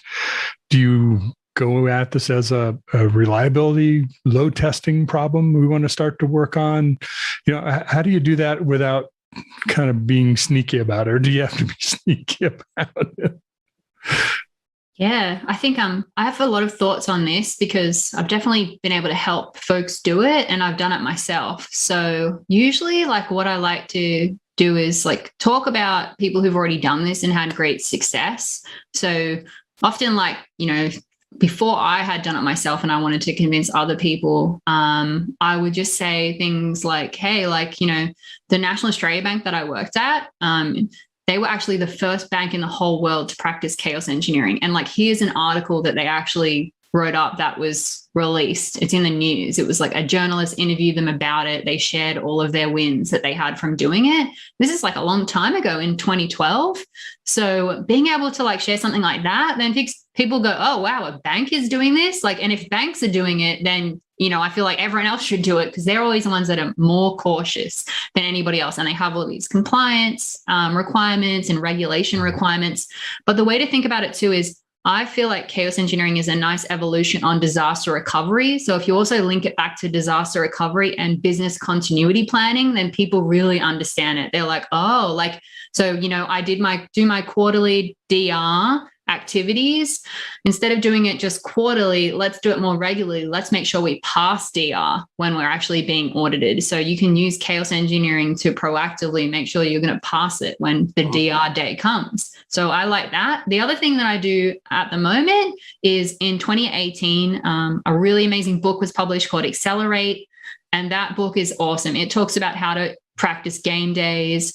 And it's also based on really amazing data that Gene Kim collected with Nicole Forsgren and Jez Humble based on all of the Puppet DevOps reports. So they talk there about how actually stability is so important. You need to have stability first to be able to have speed. So, speed depends on stability. So I definitely recommend that folks should check out that book. But that's basically all that I say. And then everyone's like, okay, you convinced me, let's do it now. Kind of educate ourselves, right, of what people are already doing. And, there's a body of knowledge, a body of work we're building on. We're not just let's go, whimsically try this out. Exactly. Any thoughts, Paul, from your perspective? Yeah, Mitch. So going back to the original sort of situation that you painted, which is, okay, I think we really need to do this thing. You walk into your boss's office and we really need to do this thing. And they go, well, we've got a million other things and this is kind of scary. And, we could do a lot of things, but we're not going to do that. Well, you've already walked into your own brick wall. You created a brick wall for yourself. I would say it's not about trying to take the technical tack. It's not about trying to take the culture tack. It just step back and use a framing like situation, impact, result. Look at the business and go, wow, there's quite a few Sev1 incidents in this particular project. Okay, well, that is directly affecting business. So you don't even have to know the numbers about that to know that that's a pain. That is painful for people to go through in reviews, right? When they have to stand up and say, why is this going down? Or why is this not getting out to production as fast as it should be? Those are very painful moments for VPs of engineering, for product managers, right? And so not to poke them right in their pain spot, but to say, okay, let's start from that space that actually impacts the business or means something to business. Then let's walk back and go, that's the situation. What's the impact to the business? And the result is that we're fighting fires more than we're spending time doing other meaningful things. And so you can do that situation impact result. That's just a framing you can put on things to start to think more like user, more like business, and then start to go, okay, in that landscape of what I know about material impact to the company or the business or the organizational or the division that I'm working for, how would I work this thing that I feel is the right thing to do, the thing that, is, it's not just cool and shiny. There's reason for this. How do I work that into that conversation? I used that framing with Fortune 15-ish just yesterday when we were doing a discovery session, right? And then to be able to kind of pivot that across what's the current situation and what's the desired situation. And you can use situation impact result on a current situation as well as on a desired situation and get a story out there that most people, you hand that to your boss and you go, well, this is actually a set of problems that we experience. We are losing velocity points. We are losing story points to this. Whether you're in the engineering or the product management space, that matters. The impact of this is X, right? I talked with somebody else and they validated that this is some serious impact. This is the quantification of that. And then the result is X. And so the desired situation, if we want to walk backward, situation impact result is result impact situation, is that we actually have to go, if we want this result, we have to have this kind of impact. And therefore we have to have this kind of situation. And oh, by the way, that situation includes resiliency in our thinking. So it's just a way to construct a story that other people can comprehend instead of just starting with the tools and starting with, like, I agree, success stories, Tammy, are very important, right? That's the evidence, that's proof, right? But proof points way down at the bottom before people are even TLDR it for me, right? Like, how does this affect me? How does this affect people above me, right? What if we don't do this? That has to be there, I think, for most people to get it right off the bat. Yeah, I sometimes coach people, and one of the things I offer is that virtually every manager wants two things. They want people who solve problems, and they like to make decisions, right? They don't just go to meetings. They like to make decisions. Yeah. So you can imagine, to what you said, Tammy, about, hey, we're struggling to meet DR. Like the last two have been hell to get through, sort of our own, our own unicorn project or whatever. Or it's, we're having some problems with this part of it. This is like the third time we've seen this happen. I have some ideas, some things that we can try and share if we wanted to go down that path and see if some of this will help us. So you can come to somebody with, we have this problem, not news to you. I know you're struggling to try to figure out how to solve it. And I've got some ideas, maybe some solutions, and we can try it. And see what kind of results we get.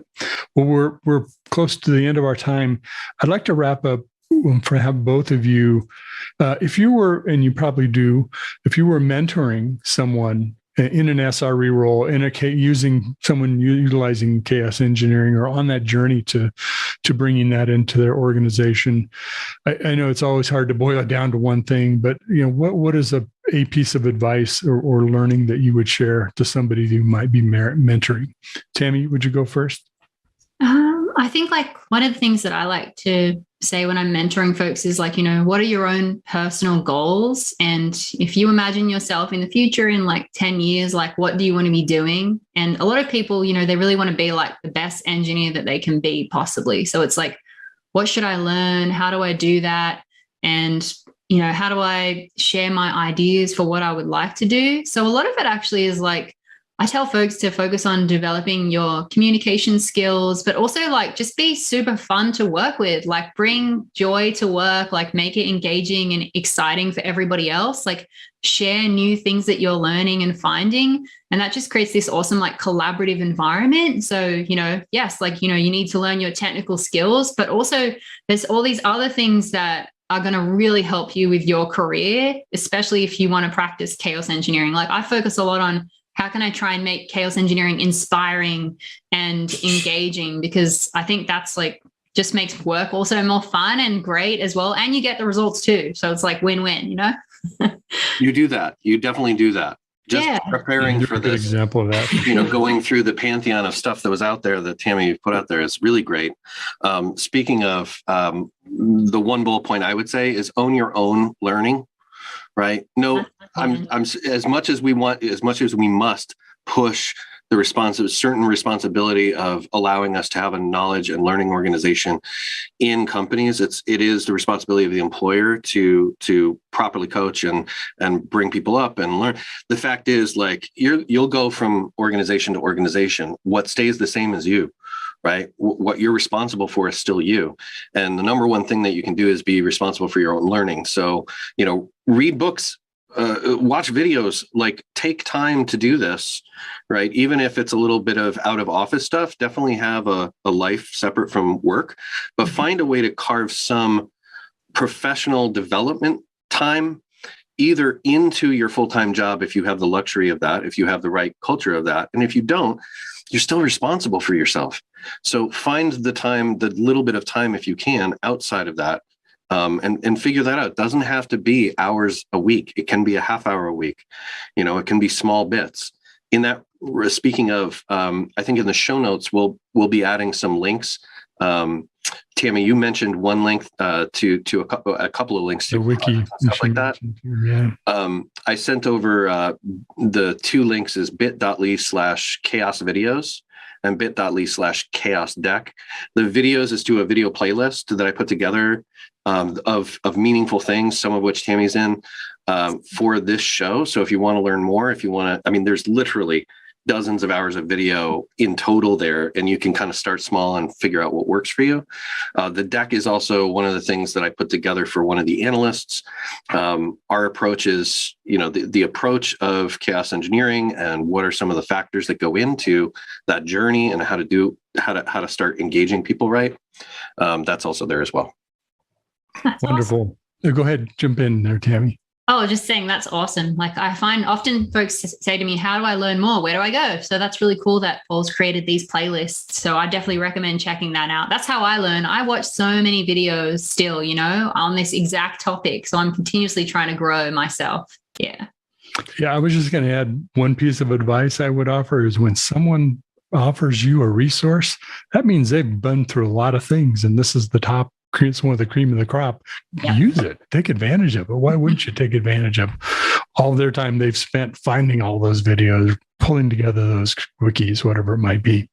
Well, Tammy, Brian Buteau, and Paul Bruce, thank you to you both. Thank you to your organizations, Gremlin and Tricentis, for having you with us today. Appreciate all your sharing. I know we could explore this a lot more, and hopefully we'll get to do that in a future topic to you. So thanks, everybody. And thanks, everybody, for joining us. Sure and check out our next DevOps Unbound and our DevOps Unbound roundtables. Thanks so much, Mitch. Thanks, Paul. Thank you, Tammy. Thank you, Mitch. All right, ciao. Thanks, everyone.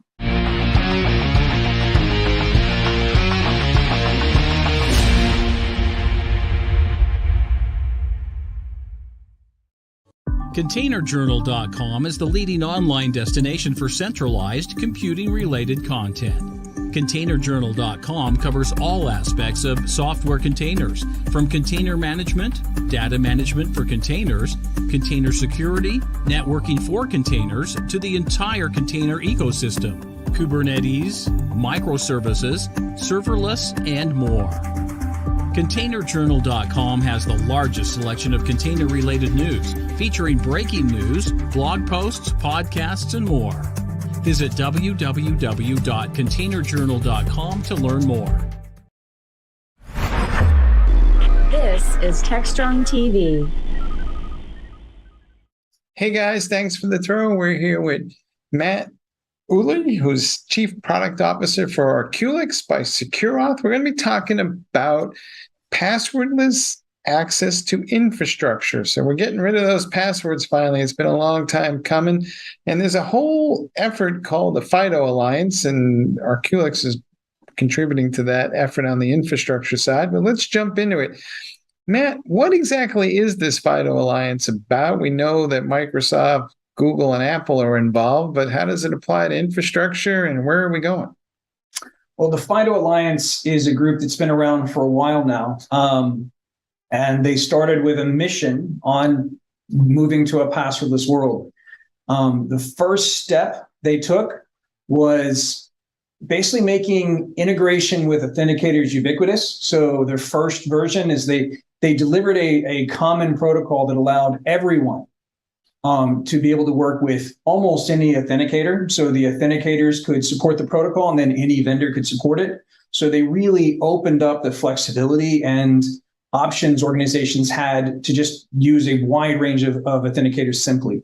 The next thing the FIDO Alliance did was FIDO2, was it became part of W3C. So it became part of the web standard and enabled passwordless authentication for web applications and websites. What they've done, what's happening more recently, which you just referred to, is I consider the third major phase, is that Microsoft, Google, Apple, these major players are adopting more of the FIDO2 protocol deeper into their infrastructure, which is really helping the industry gain much further momentum toward a true passwordless environment, where it's not just for the web applications, but all of the things around the operating systems and the systems that make it a little difficult to provide for passwordless now. There's still a password, and you have to occasionally have to work around things in the operating system. All of these are being phased out. There's more to this, and I'm excited about it. Some of the things are allowing for things like omni-channel. So I'm pairing a device with myself. I can move to another device. It's also paired with me. And I have a streamlined passwordless authentication across both. It's both my identity is recognized on both. These are major shifts forward for usability and balancing security and usability. How will that get applied to infrastructure then? I mean, IT people have been using credentials and passwords to access things using certificates, and we all know that there's probably more backdoors in the systems than we should probably admit, but people like to have quick ways into things. So how will this change the way we think about accessing infrastructure going forward? There's a number of things there. Everything from the typical end users and then the admin. So I'll go ahead and take both of those on.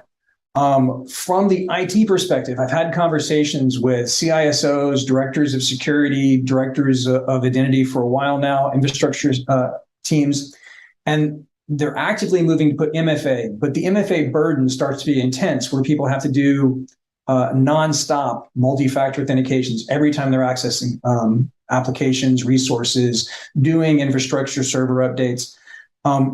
What's happened over the years is adaptive authentication has allowed that to limit the number of authentications. Passwordless lets it take it further. So the password just is no longer part of that MFA journey. I get to do a more streamlined journey. I might stay with multi-factor. I might go with single-factor biometric. So the admins who are accessing the infrastructure, the certificate-based approach, things like a virtual smart card, these types of approaches just become options in that larger scheme. And I just get to take password and all the human risk that comes with that, all the credential risk that comes with that, and just ignore it. I go around it and use these other options. For the end user side, not admins, I have security teams and IT teams excited about how they're going to be able to provide a much better end user experience for admins and normal users, while at the same time not giving up security, actually doing moves to improve security at the same time. Does this mean I'm out of the business of managing secrets, or am I just managing them differently? That's a very good question. And the answer is I'm not out of the business of managing secrets. I just have different secrets. The certificate example is there. I'm still going to do secrets management. I just will be doing fewer password ones and more certificate ones, more keys that I'm going to be managing. On the password side, we're still not at the point where the passwords are gone. We're still on that journey. What the FIDO Alliance is doing along with these major vendors is actually moving us along that path. It's a good and exciting step forward. But yes, the shift is happening to where we're going more to non-password secrets as opposed to password secrets. How long might this journey take? And if it's not a password, then what does it look like? Is it biometric? Is it something else? Or how do I manifest the actual credential? In this case, there's a variety of things. And some of what you're asking is part of that journey. So am I going to get to the point where the operating system has no password? Today, for instance, with Windows Hello, there is a password under the covers. If you look at what Mac is doing, they have the Vault. Again, there's secrets being managed. There are options for applications and devices where you're using things that the features are called virtual smart cards, and under the covers, it's a certificate. So there's going to be some type of certificate or key, period, because we have to. The nature and how we exchange them under the covers deeply will probably stay close to the same. But the idea of having to do a password, doing password resets, having credentials stolen, these will be gone. And I'm going to start tying the biometrics to certificates, and what they're looking to do with FIDO Alliance, with FIDO2 and the operating systems, actually being able to use some of these certificates shared across different devices that are bound to me. So I validate I'm me to that device, that associates with the certificate. Then that's used basically as a credential as you described, and I'm able to give access. So these are major move forwards where I'm removing the human risk from it. I still have credentials, of course, because I still have to have an identity. Mm-hmm. Will we still be in the business of changing and updating passwords, though? Because it seems like, half of the requests for support involve somebody sending an email going, I forgot my password, or I can't remember my password. And there's a lot of automation in that space, but there's still a lot of manual effort. So can we get out of that business? We're definitely on a road where that effort will be reduced to the point where it eventually goes away. I look forward to the point where it eventually goes away. When I look at this and have conversations with organizations, there's the cost that everybody's familiar with, of the cost of help desk supporting me through this process, the cost of automating that process. There's the cost of me distracting myself from the work I'm trying to do to reset passwords. Getting to the point where I never issue a password to the user will be a step that occurs before we get to the point where they're probably completely out of the operating system.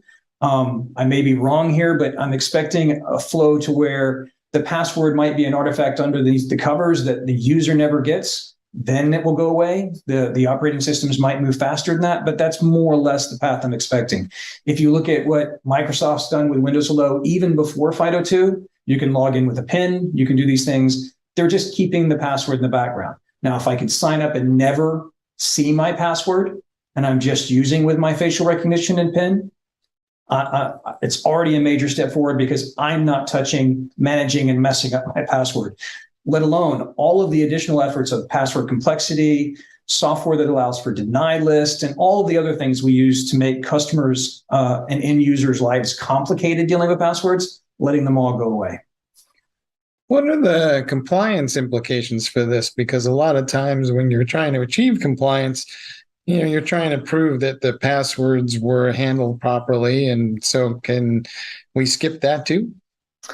It will definitely make a change. What's interesting is, as passwordless was just starting to come, and with FIDO2 and the web-based passwordless, the most common question I had from leaders of identity and security was, on the side quietly, hey, do I have to give up MFA to get passwordless? The answer is no. You do what makes sense for the risk of the situation, for the context for the user, to get it secure access and deliver the right user journey. But to your question, where we're going with this is, I need to have the right controls. That control is basically going to be, maybe it's something around NIST, maybe it's something you're doing a little more specific to your industry and focus, where you need to have a level of authentication or a level of confidence the user is who they're claiming to be, not just the initial login, but over time. If I'm doing that with a certificate, a smart card, biometrics, I'm still going through the right hurdle. I just don't have to deal with the password. And all of the other controls of the passwords go away. Your other point from earlier is still very valid. I didn't get out of the business of doing secrets. I just have a different secret. So all the compliance controls around that remain. Mm-hmm.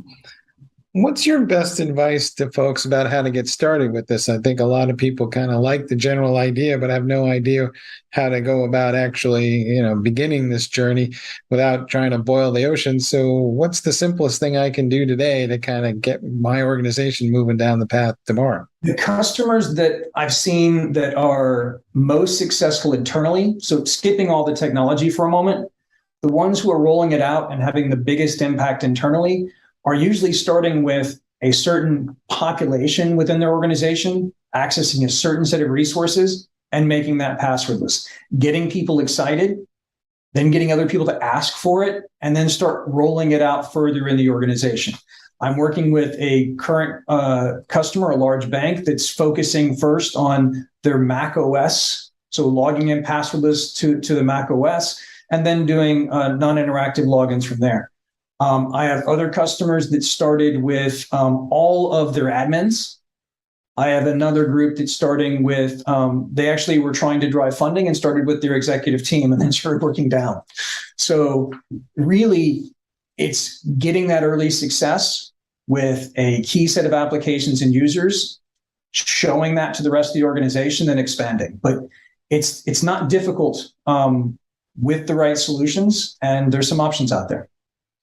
All right, folks, you heard it here first. We might get to the point where IT people are not essentially glorified police officers keeping access to controls to systems, and we can move on with our lives and do something a little more rewarding.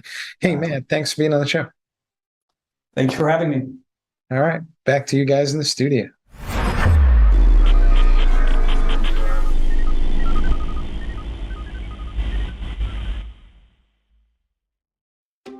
Hey everyone, happy Tuesday. Cody J. Brown here again with some upcoming programs from Techstrong Learning. So tomorrow, Wednesday, August 24th at 11 a.m. Eastern, DevOps.com and Metallic present Modern Data Protection with Metallic, Hybrid Kubernetes and Beyond. This program will unpack the critical need for dedicated data protection and how Metallic Data Management as a Service safeguards your data from deletion, corruption, and ransomware attacks. Following right after that, on Wednesday, August 24th at 1 p.m. Eastern, Security Boulevard and Snowflake present Implementing Identity Access, Prioritization, and Risk-Based Alerting for High-Fidelity Alerts. Now, the session will review how to prioritize your identity and assets and dynamically adjust alert severity based on prioritization. So that actually concludes the list of live learning programs that we have coming up this week. So I'd just like to take a moment to mention that we do have a catalog of learning programs spanning several years, and we're proud to continue to bring you a live educational format with our workshops and our webinars and our panels. So if you haven't registered for one of our live programs in the past, just please take a look at what we have coming up, or tune back in Thursday and I'll have a couple of recommendations for you taking place next week.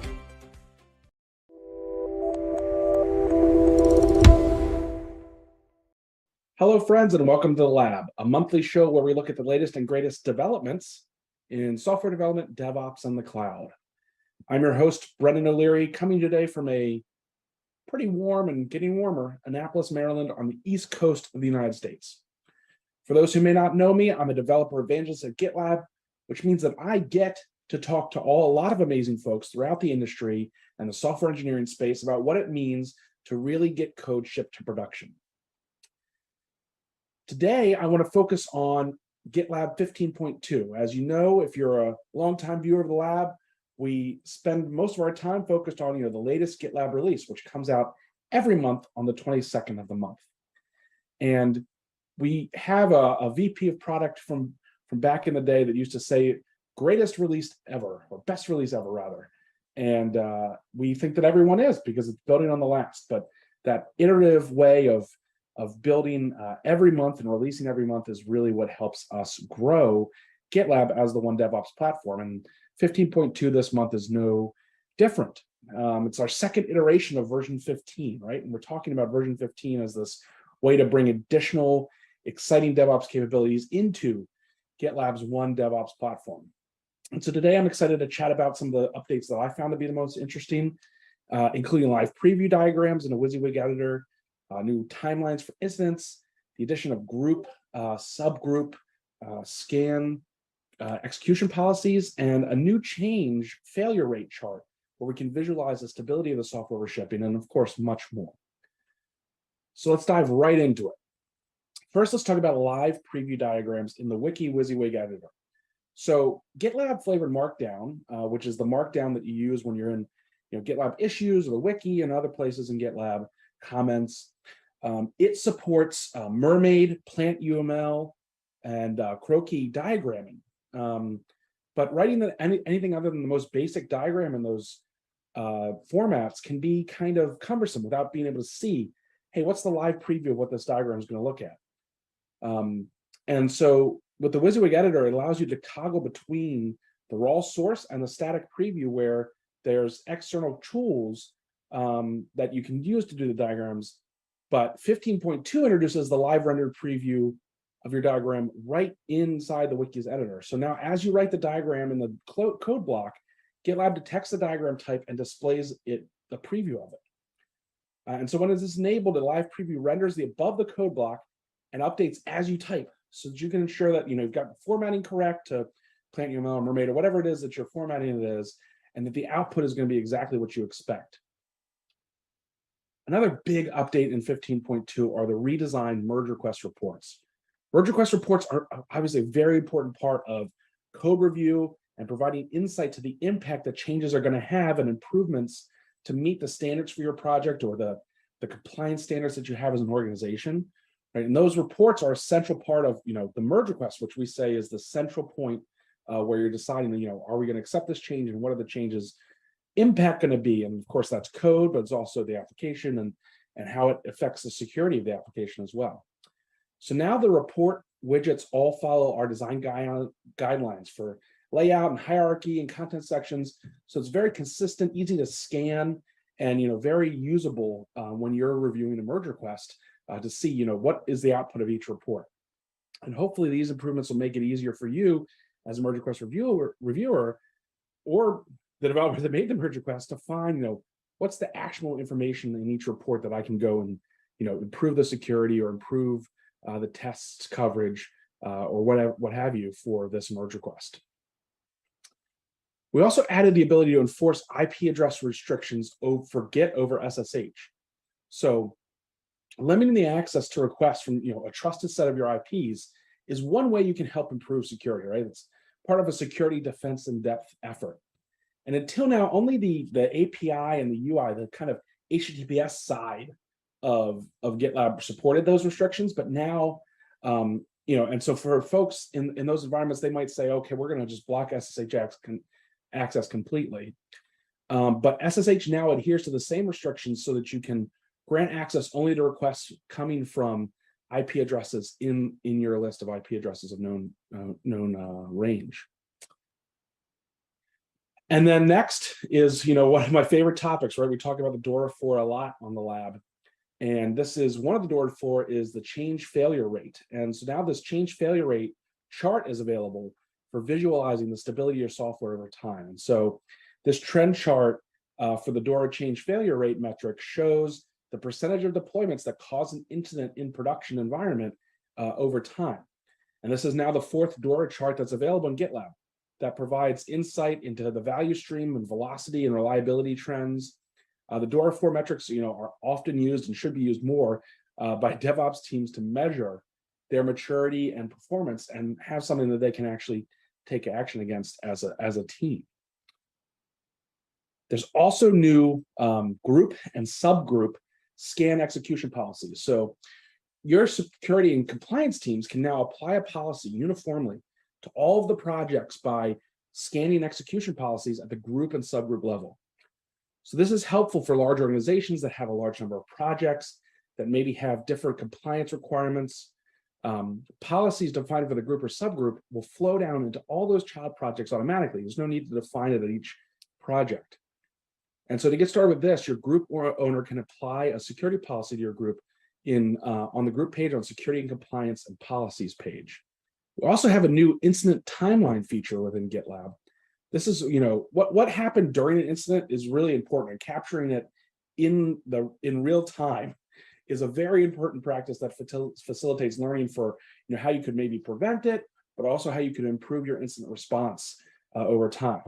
Yet, of course, asking someone that's in the middle of an incident with their hair on fire to do additional administrative tasks or try to reconstruct the timeline of events afterwards leads to incomplete information or less than accurate information. And so the GitLab incident timeline is designed to make information captured during the incident or after the incident very easy and efficient. So this is an MVC, right? Remember, we released minimally viable changes, but it's possible to add new timeline events manually, delete timeline events, and view the incident timeline. And there's going to be great things to come as we're able to iterate on this new feature. And then, of course, there's a lot more great things in this release.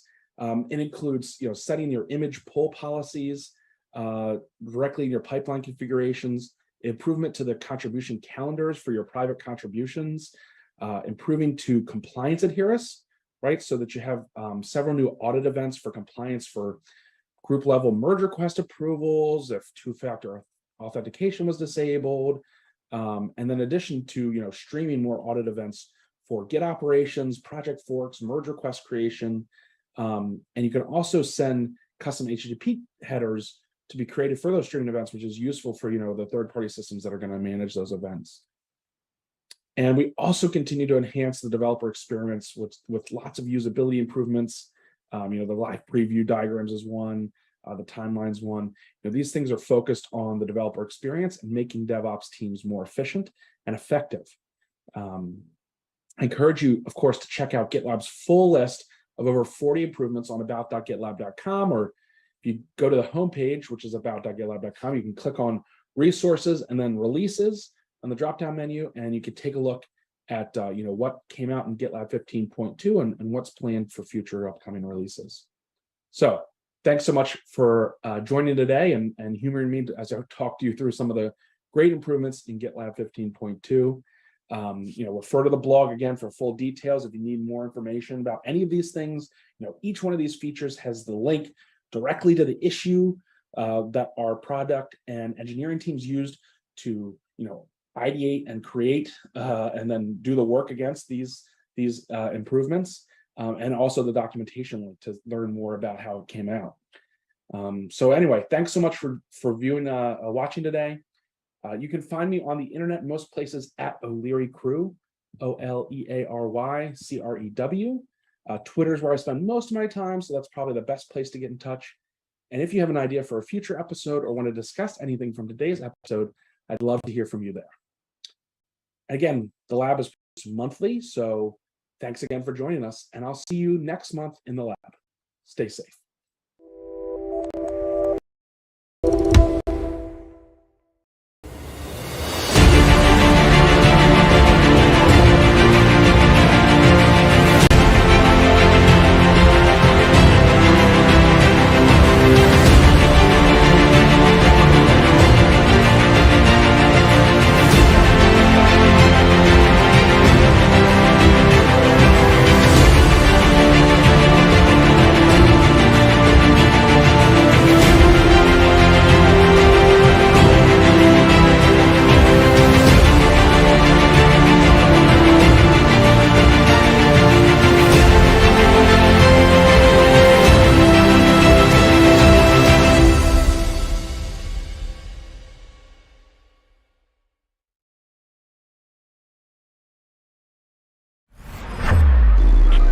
This is Digital Anarchist.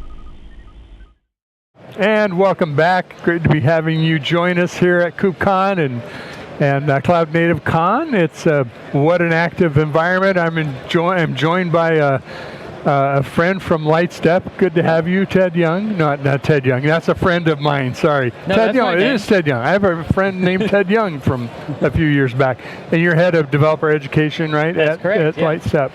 I'd love to talk about Lightstep, but I know you're also, co-owner, co-founder of one of the co-founders of OpenTelemetry. That's exciting. I mean, talk about what's fascinating. There's so many fascinating things about this. I use this as an example of how open source is transformed, where it really truly is open source in a community of vendors who are all adopting it, rather than it becoming a product for a vendor, per se. I'm curious, just to start with, Why do you think that's happened? Why have vendors so openly, no pun intended, said, yeah, this is the right thing to do. This is not where we're going to differentiate. We're going to do things on top of open telemetry. Yeah, so I think there's a couple of reasons. There's reasons why this is really attractive for end users, but the reason why we were able to get all of the vendors and cloud providers on board was, I would say, basically two reasons. One is this is a telemetry project, so it's about standardizing the language systems used to describe what they're doing. And if you don't have a standard like that, then every company or project, including all the open source projects, has to go in there and provide their own instrumentation for every programming language and every major open source library in that programming language. And if you roll back time, it was possible to provide an observability tool kind of focused on one piece or a small subset of languages and libraries. Like, I think New Relic got their start as like Ruby on Rails development. There's surely other companies that got their start on like Java Spring observability. So that world has now morphed into this world where everybody is running these large distributed systems made up of tons of microservices, all heterogeneous, all different languages, different libraries. The rate of library development and language development has increased. And so there's just so much software out there now. Every single project duplicating the effort of providing instrumentation and trying to keep up is becoming more and more untenable. So that's one really valid reason of like, let's stop duplicating all of this effort and instead combine forces and provide one single way for everyone to describe what they're doing. The other reason why I think it's valuable for vendors is everyone is going the direction of open source, and no one wants proprietary libraries mixing in with their application code. And especially for something like instrumentation, where it's a cross-cutting concern, so it's not just sitting in a corner, it's getting inserted everywhere. Well, it's a library for like every instrumentation tool I need. Well, I don't want to do that, right? Sprinkling instrumentation all over the place, which means if you want to change providers, you have to rip out all of that instrumentation and then replace it with new instrumentation before you could even try another provider. And so that's like a real pernicious form of vendor lock-in, which end users are just not interested in, basically. So that's becoming more and more of a sore point with end users, is having to do that. So if we develop a standard, then the competition moves to who can provide the best analysis, who can provide the best analysis tools to look at the standard data. So that's actually a very nice separation of concerns. Like, we standardize on how systems describe what they do, and then we all compete on who's going to provide the best analysis tool for that standard data. And that was like a trade-off everyone was willing to make. You don't have vendor lock-in anymore, but that also means it's easier to onboard new customers. So if you have faith that the tools you're building are the best, then it sounds like a good deal. Let's sit back just for a minute. Maybe I should have asked first. Why don't you describe for everyone OpenTelemetry? How would you kind of break it down into what it does? Sure. So OpenTelemetry is the telemetry portion of observability system. So again, one half of an observability system is applications, servers, hosts, platforms, Kubernetes, things like that, databases, all of these things describing what they're doing. So that's emitting telemetry data.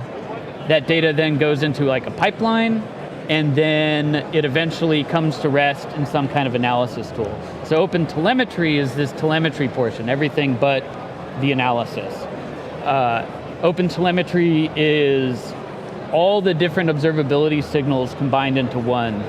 Traditionally, you had this sort of three pillars approach where you had these siloed vertical stacks of logging and metrics and tracing, all totally separate from each other.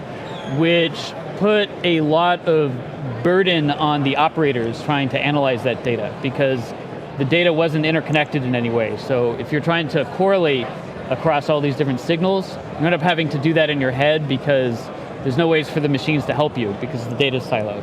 So OpenTelemetry takes a new approach to this, which says all of that data is going to come out in a single stream, and it's all going to be interconnected and correlated. So you can actually build a complete graph of what your system is doing, and then you can apply like statistical analysis and all this other stuff to that graph of data. So in general, it's kind of creating a technology wave in the observability world where you're seeing all these analysis tools go from being a single vertical to being more like an observability platform where they're ingesting metrics, logs, tracing, client telemetry, RUM, eBPF, everything coming into one tool that can then kind of like cross-index and find correlations across all these different signals. So OpenTelemetry is kind of like the first telemetry system to provide the data you would need to power one of these new observability platforms. And I remember you actually subsumed or brought in open tracing as part of the larger effort. As part of trying to develop a standard, it's there's this old game called like Katamari where you're trying to just roll everything up into a giant ball, and it kind of went the way of people converged onto two competing systems, Open Tracing and Open Census, which were very similar in many ways. They had some subtle differences, but they were more or less trying to solve the same same problem. But two standards is no standards, and so everyone realized that in order to really make this work, we have to combine these projects into one project.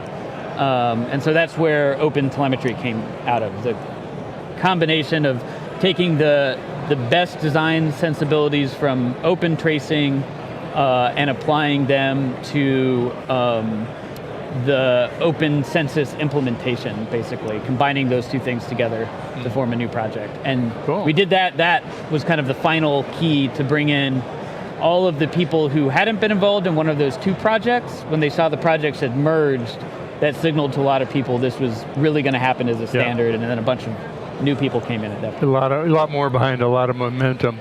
Yeah. Well, speaking of that, open source projects mature just like any other technology. I know you've had some announcements about OpenTelemetry and its evolution here at the show. Tell us about that. Yeah, so I mentioned OpenTelemetry has three core signals: tracing, metrics, and logs. Tracing has been stable for over a year now. That's the part that everyone's using today if they're using OpenTelemetry. Just this week, we're announcing that metrics has now gone stable, and there are now release candidates for OpenTelemetry metrics available in a wide variety of languages. So I would be encouraging anyone who's interested in OpenTelemetry, interested in metrics, to go try those release candidates out and let us know what you think. And logging is going to go stable, fully stable, probably in Q3. Most of the logging pipeline is in place at this point. It's just finalizing our API, our logging API, is kind of the last piece there. Most developers are going to understand what you mean by stable when you talk about a branch of the code.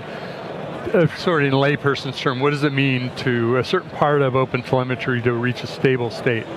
Yeah, so one thing we really care about in OpenTelemetry is backwards compatibility, especially backwards compatibility at the instrumentation API layer, because in observability is a cross-cutting concern, right? So you're going to put these instrumentation points everywhere. It's going to go everywhere. All of your code, including open source libraries. We've designed OpenTelemetry to work well as a way for open source libraries to instrument themselves. And so you're talking about millions and millions and millions of API calls everywhere. We don't want to break that. If we ever break backwards compatibility, that's going to cause horrible dependency conflicts for anybody. Strand technology that can't because you're going to be you're going to be trying to compose all these libraries together, and if they depend on incompatible versions of OpenTelemetry, then that's not going to work very well. So we are very, very compatibility conscious. So we don't declare something as stable until we are completely certain that we are willing to support it basically for eternity. Even if we come up with some fancy new fangled way of doing it, that would show up as yet another new experimental signal, and we wouldn't mutate or otherwise affect the stability of what's already out there, and we would ensure that there's some way to then bridge over to the new thing without dropping support for the old thing. So that's what we mean by stability. There's a lot of us that wish that others would do that too, because it is a hassle when APIs overturn and you got to go back and rebuild, rewrite code. I actually think we've developed some best practices in that space, and we don't talk about that aspect of the project so much, but I think that's something, like you said, I would wish to see from any widely shared library to think more about how you architect what you're providing people so that you can continue to provide new features and change without breaking what people were already dependent on in the process. Sounds like the subject of a really good book. I don't know if you're interested in writing one. But well, I actually I just wrote a report for O'Reilly, the future of observability and open telemetry. So I got free print copies here. If anyone's watching Zach KubeCon. Great. And you can, if you Google around for that online, you can find a way to download that. We've got you can download it from O'Reilly's website or from Lightstep. Cool, very good. Anything happening in the Lightstep world that you want to talk about? Let me see. I think Lightstep is charging ahead with becoming a fully fledged observability platform. So we've been really focused on tracing and tracing-based workflows, but we've recently expanded into metrics as well. And so Lightstep's doing a lot of work to provide a sort of like unified experience across tracing and metrics. I imagine logging will get brought in at some point as well. I don't want to make any promises there, because I'm not on the product team. But that approach of having the machines identify all the correlations for you. They can't find the root cause. That's the human still has to interpret what this information means. There's a lot of work in that correlation, though. Yeah, because you have this pattern of you look at some data, you make a hypothesis, and then you want to verify whether your hypothesis is correct. And if between making a hypothesis and verifying it, you have to go collect a whole bunch of data and sift through it yourself and look for correlations or signs or symbols, that really slows down how fast you can make a hypothesis and verify it. And so Lightstep really focuses on providing tools that shorten that process. Basically just immediately telling you, hey, this endpoint that's showing a bunch of errors, all those errors highly correlate with a particular Kafka node, or they highly correlate with a particular iOS version, or they highly correlate with a particular VM or a particular version of a backend service. Being able to see those correlations allows you as an operator to quickly get a sense of what's actually going on. I'm curious, maybe it's obvious, maybe it's not. Why is being such a big contributor, being a co-founder of Open Telemetry, why is that important to a vendor company to like Lightstep? Why would they spend all the money and time and effort supporting it? Sure. Well, I would say like in Lightstep's case, as a young upstart company that's trying to break into this space, you want to prove to people that you're serious, not just about providing a product, but about like actually showing leadership in the industry. Ben Siegelman, one of the co-founders of Lightstep, designed the tracing systems at Google and wrote what's called the Dapper white paper based on that system. And basically all the tracing systems that have come out since then have been based on that Dapper paper. Sort of the father of, or the origin story of and tracing. so the next step after that, going, founding his own company, we wanted to continue with that leadership role in the space. So that's one of the reasons why it's important to us. The other reason is it just this separation just seems right. And if we could get everyone to work with us to make it happen, then we're moving from a world of vendor lock-in to a world where may the best analysis tool win. People are not worried about being stuck or having some painful transition to move from one vendor to another. And since we think we provide, some of the best analysis tools you can get, it's really beneficial for us to reduce the amount of friction that people have to go through when it comes to adopting Lightstep. I think in the contemporary modern world of open source and kind of thinking about software differently, it makes all kinds of sense. Yeah. It's also one of those things where it's kind of like, especially with any kind of analysis tool, but especially statistical analysis or machine learning, it's garbage in, garbage out. Like the data coming in has to be really high quality data. And we think by developing that as an open standard, you can get a lot of subject matter experts to come in. You can get a lot of end users and developers feeling like it's worth their time and energy to instrument well and to participate in this process of describing what systems are doing, because they're not just losing that effort to some vendor's implementation, right? Like this is something they can take with them through the rest of their career. So our feeling is that by doing it through an open standard, the end result is just higher quality data coming from more data sources. For example, databases can now start emitting open telemetry data. You're even seeing like cloud providers, like hosted services, starting to emit open telemetry data. So now your traces go from your client to your applications to your backend services, now to SaaS services that your backend services are built on top of. And you're able to get a trace entirely end-to-end, including those services that are being operated by other people, because they can now send you a stream of open telemetry data. Well, very good. Exciting news, exciting progress, and I think it's exciting for the whole industry. It's great to see what open telemetry, has done and will continue to do. So congrats to you for having the forethought to co-create such a project. So Ted Young, who's with Lightstep and also the Open Telemetry Project, thanks for coming by. Hope you join us again. Great, thank you very much. Great to be here. You bet. Thanks, Ted. Yeah. Be back. Please join us for some more interviews. We've got some great folks coming up.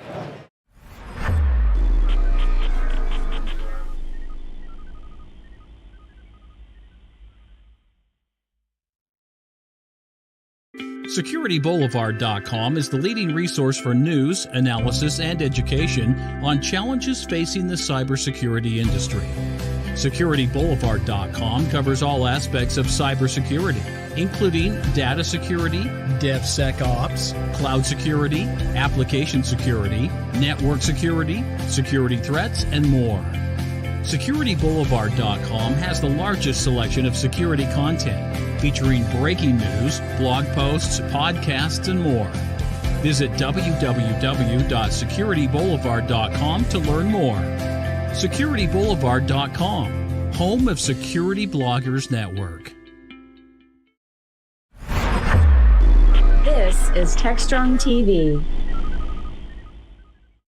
Hey guys, thanks for the throw. We're here with Renuka Nadkami, who's Chief Product Officer for Ariaka. We're going to be talking about SASE and specifically managed SASE and where we are in the evolution of that whole shift and trend. But before we get there, I'd love to get your opinion, Renuka, about what are we seeing at the edge? Because right now, everybody was supposed to have gotten rid of their VPNs and we were supposed to have moved on to SASE because of COVID and the world was shifting. And yet, I still see all these VPNs out there that people are still using. So what seems to be the hurdle to getting rid of VPNs in favor of something that moves us down towards that zero trust path we're all trying to get to?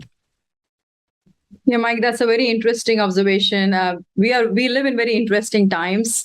And what we are seeing is while there is a desire to move to SASE, while there's a desire to do modernization, and digital transformation, call it, new application era, as I call it, we are still very deeply rooted in what I call as infrastructure era, where all the decisions and the way the businesses were structured were very network centric. So all the users used to be in the offices, all the assets or the applications used to be in the data center. So a lot of design, the operations, the way we thought about security, everything was deeply rooted in the infrastructure way of thinking. And as as the industry in general and the customers are moving towards what I call as an application era, there are applications which are anywhere and users are anywhere, thanks to COVID and all the hybrid workforce needs. So now we are trying to figure out, how do I make the decisions that we had made, which were very rigid and very static, how do we make them agile, and how do we make them adapt to this new reality of application era? And that's where we see a lot of cloud adoption and so on. But what we really believe is the convergence era, which is, instead of just thinking about compute, we are now thinking about networking and security. And that's what is zero trust, loosely speaking. But then how do you get to the applications? You do need something, and VPN is that something today. So there is infrastructure in place, there is network in place, there is equipment in place, and we cannot just rip and replace everything that we have. We have to gradually take that journey from infrastructure era to application to eventually what we call as convergence of compute, network, and security, everything together. To your point, we have had internal IT teams installing all that infrastructure all these years. And of course, we have a shortage of not just IT talent, but especially security talent. So do you think we're at some point where more organizations are going to shift towards that managed services model and rely on somebody else to help them co-manage the environment versus, say, trying to roll everything themselves? Yeah, I mean, that's a great, that's like one of the biggest challenges. Back in the day, when we talked about advanced threats and ransomware, they usually targeted high-profile customers, like in financial, and you knew who the targets were. But now the security attacks are very prevalent. They do not discriminate. Actually, anybody and everybody is actually subject to an advanced threat today. And as you rightly said, there is 3.5 million open requisitions in the cybersecurity world, which we believe they are going to be hard to fill even in the next 5 years. So where customers are at is they pretty much don't have a choice but to figure out how to protect themselves. And with this skill labor shortage of people who can configure, who can understand security, there is really not many choices but to essentially take help from the outside. It's not IT outsourcing, but it's really to get help from consultants or try to get help to not just design but also to manage day-to-day operations. We also see a lot of new modern companies which are being formed. They do not actually have a networking team. So there is no such thing as a network team or network security team, because they are using infrastructure as a service mostly for compute. And they are actually offloading a lot of these network as a service, as we call it, SD-WAN as a service, and SASE, which is actually a combination of networking and security as a service. So yes, that is going to be more prevalent. It's like somebody mentioned this to me. I really like that analogy. It's like you want SASE and it's a birthday party and you're ordering a birthday cake and somebody brings to you eggs and flour and sugar, right? So that's where the world is today. Customers want the cake, but most vendors are offering them either egg or flour or sugar, which doesn't work, right? Do you also think that the way we think about managed services has evolved? Because it used to be that meant essentially outsourcing the whole thing to a third-party services provider. And now it feels like, to me, it's much more of a co-managed kind of experience where you're handling the infrastructure, but the IT team is still handling the users and the applications and the things that go along with that. So have we found some sort of happy balance between complete outsourcing and internal IT teams? That's a great way to call it co-manage. That's something that we also use as a term. And the important piece is the responsibility, the accountability for the compliance, the regulatory compliance, making sure the audit the audit trails are available, all of that. That always lies with the end enterprise or the customer. So there are things you can outsource, but ultimately there are things that the the enterprises and the customers need to have and own. And this is where it's very important to be able to have automation, where you can automate what you need in terms of declarative APIs or even a simple email or a template or whichever format is agreed upon. But once you do that, all the provisioning, all the network surgery, all the routing, all of it is done by someone else. So you don't need to have the expertise on how to configure a BGP route. All you need to know is, if I want to run my business successfully, what is the customer sensitive data that I own, and how am I making sure that it's protected? So that division of accountability and ownership is very important and critical for the co-managed aspect. It also seems to me one of the issues with the VPNs we have is scaling and the amount of infrastructure I have to throw at that. And I never seem to know how many workers are going to be out of the office or in the office anymore. So has the whole equation become more dynamic, and is that going to eventually finally force people to a different cloud-based architecture? Because the one that we have in place today was great for when 5% of the workers were outside the office, but when half the company's out of the office, it just doesn't really work. Yes, capacity planning is one of the most interesting challenge that we have been facing of lately. Because earlier, when remote users were at home, their expectations from the service was it was slow and it was difficult to access applications. It was acceptable because it was used rarely when you're sick or when there's few periods of time when you want to work from home. But now, working from home is a de facto. So what users expect is they want a LAN-like experience over the WAN. So I want to have the same response time from the applications. When I click on something, I want things to work fast, just like they used to work when I was sitting in my office. And it has multiple implications, because guaranteeing the bandwidth and the user experience is actually one of the hardest problems to solve. And normal security VPN solutions never took that into account. That was never part of the equation, because VPNs always rode on top of the internet, and internet, as you know, the bandwidth and the latency are not predictable and are not deterministic. So we are seeing an evolution solution, which is a combination of, because of the SD-WAN capabilities, a combination of guaranteed performance and security, which is the normal encryption that you do between end-to-end tunnel.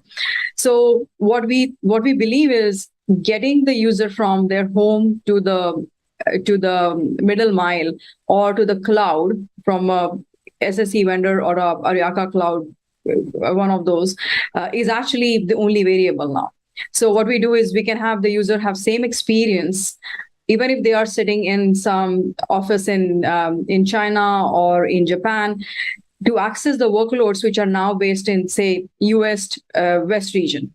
So just like a US West employee would have an experience with the workloads in US West regions of Amazon, a worker who is in China or Japan or any other country in the world will have the same experience with low latency. And I think that's where we are evolving. The industry is not looking for vanilla remote access, which just gives you a tunnel. We are actually looking for a complete customer user experience, which is, like I said, LAN-like experience on WAN. Right. And there really should be no need to backhaul traffic through data centers that people are trying to access the cloud for, if I can give them direct access, so that somebody sitting in Green Bay, Wisconsin can have the same application experience as somebody halfway around the world, and they don't all have to live on top of a point of presence somewhere, right? That's exactly right. What's your best advice to folks who are experiencing some sort of cybersecurity shortage, which I think is everybody? But it seems to me the way folks are going about solving that problem is they're relying more on the IT operations team to take more responsibility for executing security operations. So do you think, as these two things come together, that those teams will look at new architectures and new ways of providing access, because ultimately they need something that is more converged?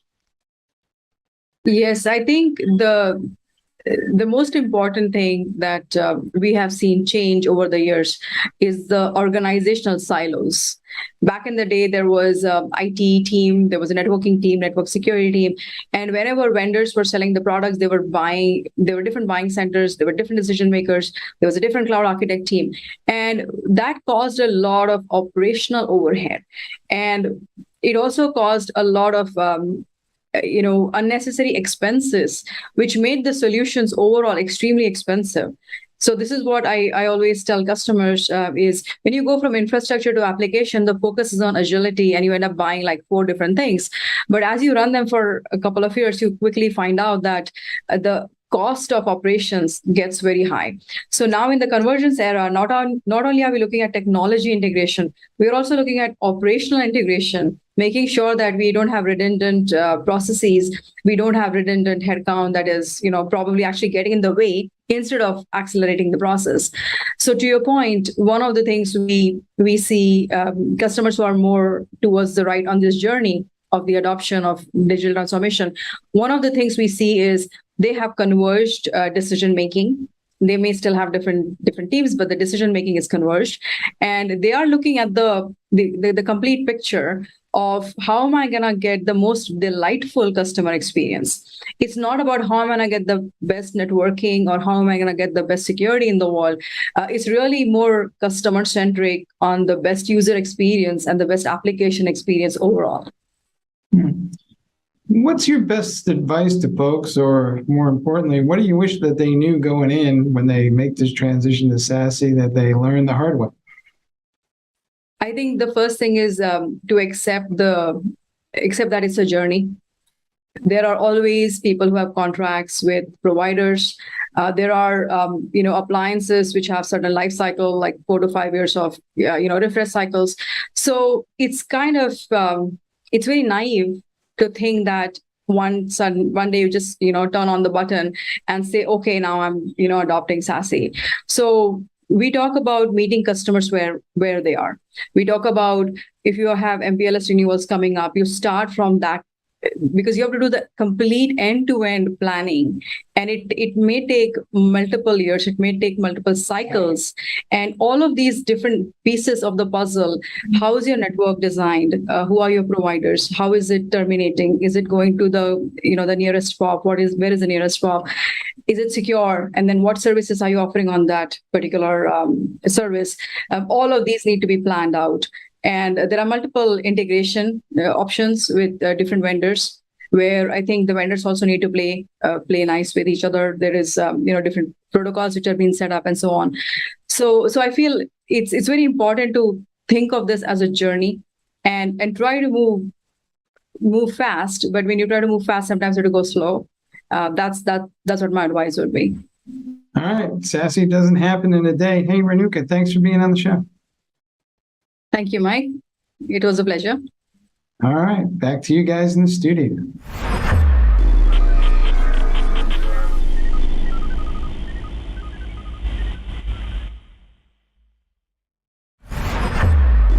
This is Techstrong TV.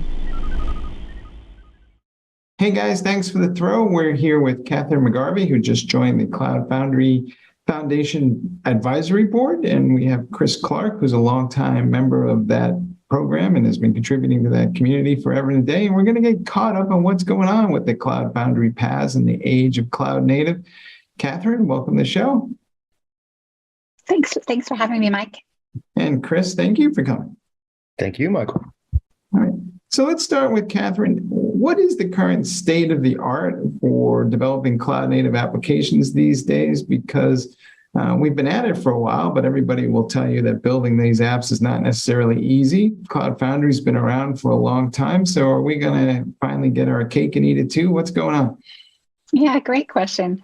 So I think what's been really great about the Cloud Foundry community is from its early days, it really understood the importance of getting the developer experience right. And it invested heavily on, I don't care where it runs, run it for me. And this concept still applies even if the infrastructure or that foundational layer changes with Kubernetes.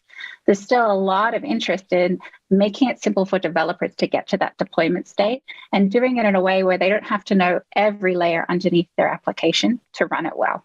And that's where I think the Cloud Foundry community, in its investment with Carifi and in continuing to really understand developers and work closely with them, really understands this concept and sees the potential for continuing to invest in this space. Chris, if we went back in time, one of the things that people always felt about the Cloud Foundry paths is that it was heavy. There were a lot of components, a lot of virtual machines to install. Basically, you needed a cloud service provider to kind of run it for you. At least for most people, that's how they approached it.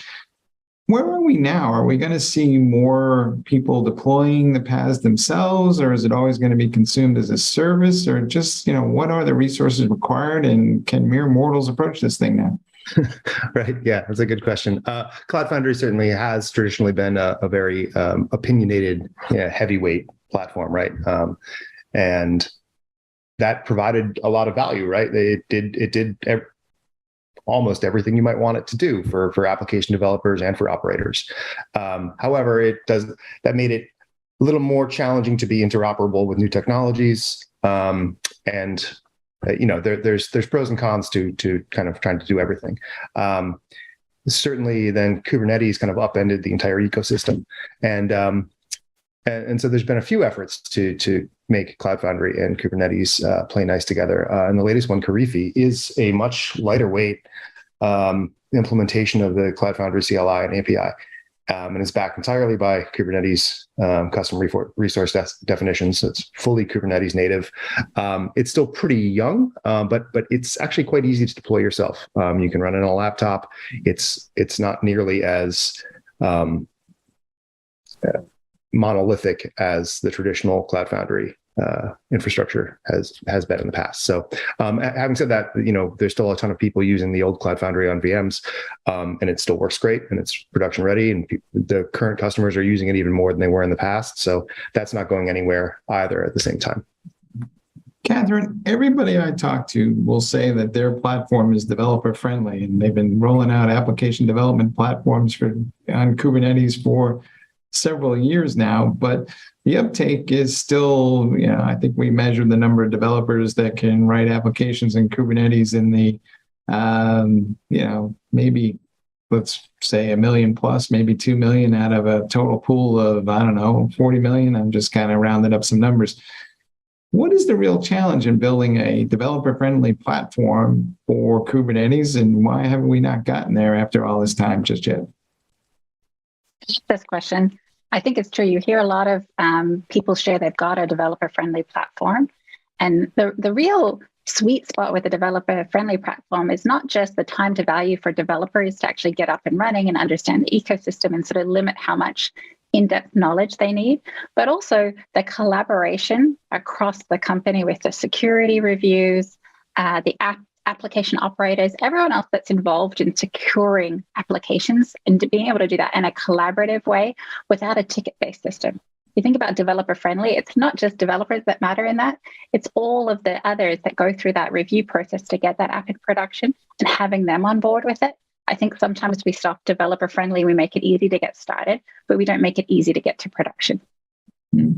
Chris, Catherine brings up an interesting point, because we have seen people build out these DevOps platforms and they wind up stitching all this stuff together. And I guess my question is, do enterprises really want to do that, or they just want to write code ultimately? And maybe we're trying to get past all that heavy lifting. Yeah, I mean, Kubernetes is fairly user-friendly to get started with. Having said that, then yes, you have to, if you want a production enterprise-ready platform for your developers, you have to build it yourself right now. If you want it to be Kubernetes native, which obviously a lot of companies are now reinvesting or focusing more on that, and for, I think, good reason. So there's a lot of value in not having to do that, right?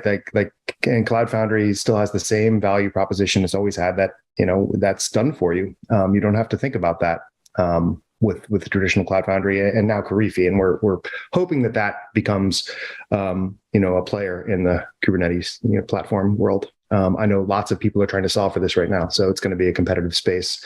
But still, Kubernetes, the kind of day two problems that arise once you get set up with it for security and tracing and logging in metrics and identity stuff. There's a lot that you have to put into building a platform. And ultimately, you don't want your developers doing that. And you probably want to have a lean operations team that can handle all that themselves and not, so right now we've got all these companies that are kind of doing the same thing and building their own platform. And that's, I think open source is the perfect place for to come up with a solution that can kind of work for everyone. And so we're trying to do that. Lots of other people are trying to do that too. Catherine, one of the things you will hear a lot of people focusing on is there's a term cloud native, and at least in my opinion, it seems to be one of the more heavily abused marketing terms these days because everybody's calling their thing cloud native, even if it's just running on VMs. And I guess my question to you is, do you think we're approaching some point where people are starting to really understand that cloud native means something that scales up and down easily, it's microservices based, and do we really appreciate what the term means these days? Because it seems like some of our marketing friends have just gone to town and throwing it at everything that moves, and not quite everything is really cloud native. The term really sort of evolved. It started off really talking about 12-factor apps and what does it mean to run at scale and run in environments where you can't guarantee 100% uptime. Do you have failover? Do you have redundancy? Are you managing state in your application? That's kind of where it started. It's certainly evolved to the point where we're talking about, does it run on a cloud? And I think that the reason those 12 factors were considered was thinking about these are the best practices to run on a cloud well and to run in environments so that you have resiliency in your application. It's certainly, to your point, I wonder what the new marketing term will be that sort of evolves us to the next, SOA. Back in the day, we've sort of seen a few of these waves. But the intent was, what are the best practices to make your app run well in these uncertain environments and run well regardless of which platform you're running on? That was sort of the intent behind the term, I believe. Chris, a lot of people initially associated Cloud Foundry heavily with Pivotal, and Pivotal became part of VMware, and that led to Tanzu and all kinds of interesting things that ultimately came together. But I wonder if a lot of people are scratching their heads still wondering, is Cloud Foundry too VMware specific, or are there enough people contributing to this beyond VMware? Yeah, fair question, and one that has been around for a bit. I mean, we're very lucky to have Pivotal and now VMware, supporting the project as much as it has. There's always been an effort to get more parity within that. And we had some, SUSE, when they purchased Rancher, they went in a different direction. So we've that we haven't moved farther away from that, I wouldn't say. But we still, we've got a lot of SAP is still incredibly invested in the project. IBM is still a player, and lots of other companies are still very involved in the development and in the community. So we're, would I like to see other larger enterprise or software companies getting involved in the community more? Of course, but right now I think we're in a healthy place, and happy for the contributions from everyone. So. Well, Catherine, you want to pick up on that, but how does one participate in this community? And do I have to be a rock star developer, or can I help out in other ways? I love this question. I think one of the things that is so fantastic about this community is its open governance and how it operates. It's very transparent on that front. So to get involved, there's a lot of people that will jumpstart and help you. There's a lot of forums where you can ask for help and sort of understand the code more. And it's actually been a really selling point for many of the consumers of Cloud Foundry. So those that are not contributed but using it, really value being able to see and ask questions on the open source side. So in many ways, it may be that the contributors have decreased over time, but we're still seeing some really healthy discussions about what's being produced, even if it's not being contributed directly, from those outside of the contributor community as well. But no, you don't have to be a rock star. Just get involved. The team's super friendly, and there's just a lot of healthy interactions going on, very, very much in a way they're trying to say that when anyone's working on it, they're working on it with the CFF t-shirt on, not with their company on. And that's kind of the way the community's always run. Chris, what do you see, or in your experience, when organizations first go down this path, what is it you kind of wish they knew earlier on, or you see them kind of maybe stumble or trip over, or what's your best advice to somebody who's just starting out? If you could just clarify on what path exactly. Well, if they're on the path of either building apps, using the platform, or implementing the platform. Oh, just getting into Cloud Foundry? Yeah. Well, there's two reference deployments now. There's the classic Cloud Foundry on VMs, and there's Karifi, which is young but has a lot of promise. The documentation is great for both. A lot of new customers will probably be leaning towards a more Kubernetes native environment. So we'd expect new Cloud Foundry users to jump into Karifi. Having said that, the traditional Cloud Foundry user base, the end users, are using Cloud Foundry even more than they were a few years ago, and largely on VMs. To get involved in the community more, there's Slack channel and there's mailing lists, and it's we recently had a full overhaul of our technical governance. So we moved away from kind of a more bespoke, pivotal centric, I would say, technical governance model that we had for some years into a TOC and working group model, which we pulled from Kubernetes and Knative and some other open source communities to kind of put that together. I think that's made it a lot more welcoming for contributors and for people that want to get involved in the project itself. So yeah, I mean, I think ultimately there's a number of ways to get involved in the community, and right now there are currently 2 ways to deploy Cloud Foundry, and for different users that they'll have different benefits. All right, great. Catherine, do you think that we will see an explosion of these types of apps because we're finally reaching some level of critical mass, and our enterprise is making this turn? And ultimately, who do you see making the decision as to what platform to employ when in these organizations? New app development, we're certainly seeing a lot more of the cloud native focus. I think the challenge for some of these larger organizations is they still have a lot of legacy applications, or if they've updated a part of their ecosystem, there's that part of the ecosystem still has to speak to some more of the legacy systems, which does make sort of adoption and broad changes hard. But the real driver, I think, for having a great developer experience are the leaders of developers. So the lines of business in larger companies tend to drive it rather than the IT and platforms. Because it's something that you want your users to love. That sort of sparks the interest in Cloud Foundry and in getting into that CF push experience. And then I think what tends to happen is the IT teams then go, oh, okay, and this is not that easy, not that hard to run. This is how it works to support, and then get engaged on the operations side. But it's typically still seen as a line of business engagement. Really, people that are managing and wanting to develop their apps quickly tend to be the group that seems most interested. All right. Well, folks, you heard it here first. There's always going to be technical debt to be paid somewhere along the path, but the issue is, how do we live with it going forward while we continue to build some cool new things? Hey, Chris, Catherine, thanks for being on the show. Thank you, Michael. Appreciate it. Thanks, Chris. All right. Back to you guys in the studio.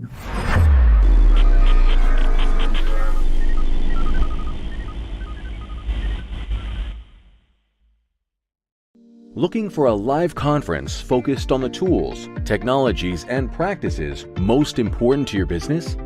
Innotech conferences are live one-day business and technology conferences highlighting the latest in trends for IT leaders, developers, and IT professionals.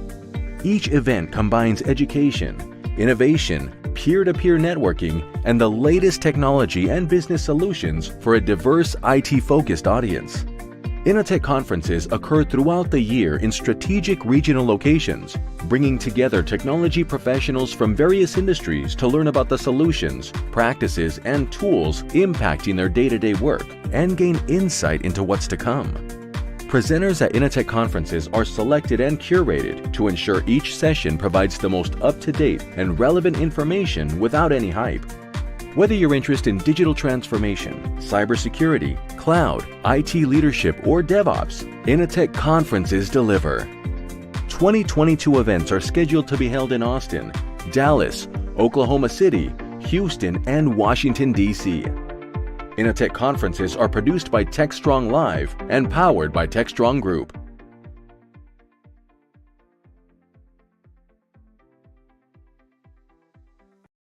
Hi again, everyone. I hope you all enjoyed today's episode of Techstrong TV. Our incredible host brought us some fantastic interviews with experts from all over the tech industry. From DevOps Unbound to The Lab with Brendan O'Leary, we had lots of amazing content today. We'll be back again on Thursday, so please join us for that. Once again, thanks for watching, and we hope to see you again soon. As always, stay strong. Techstrong.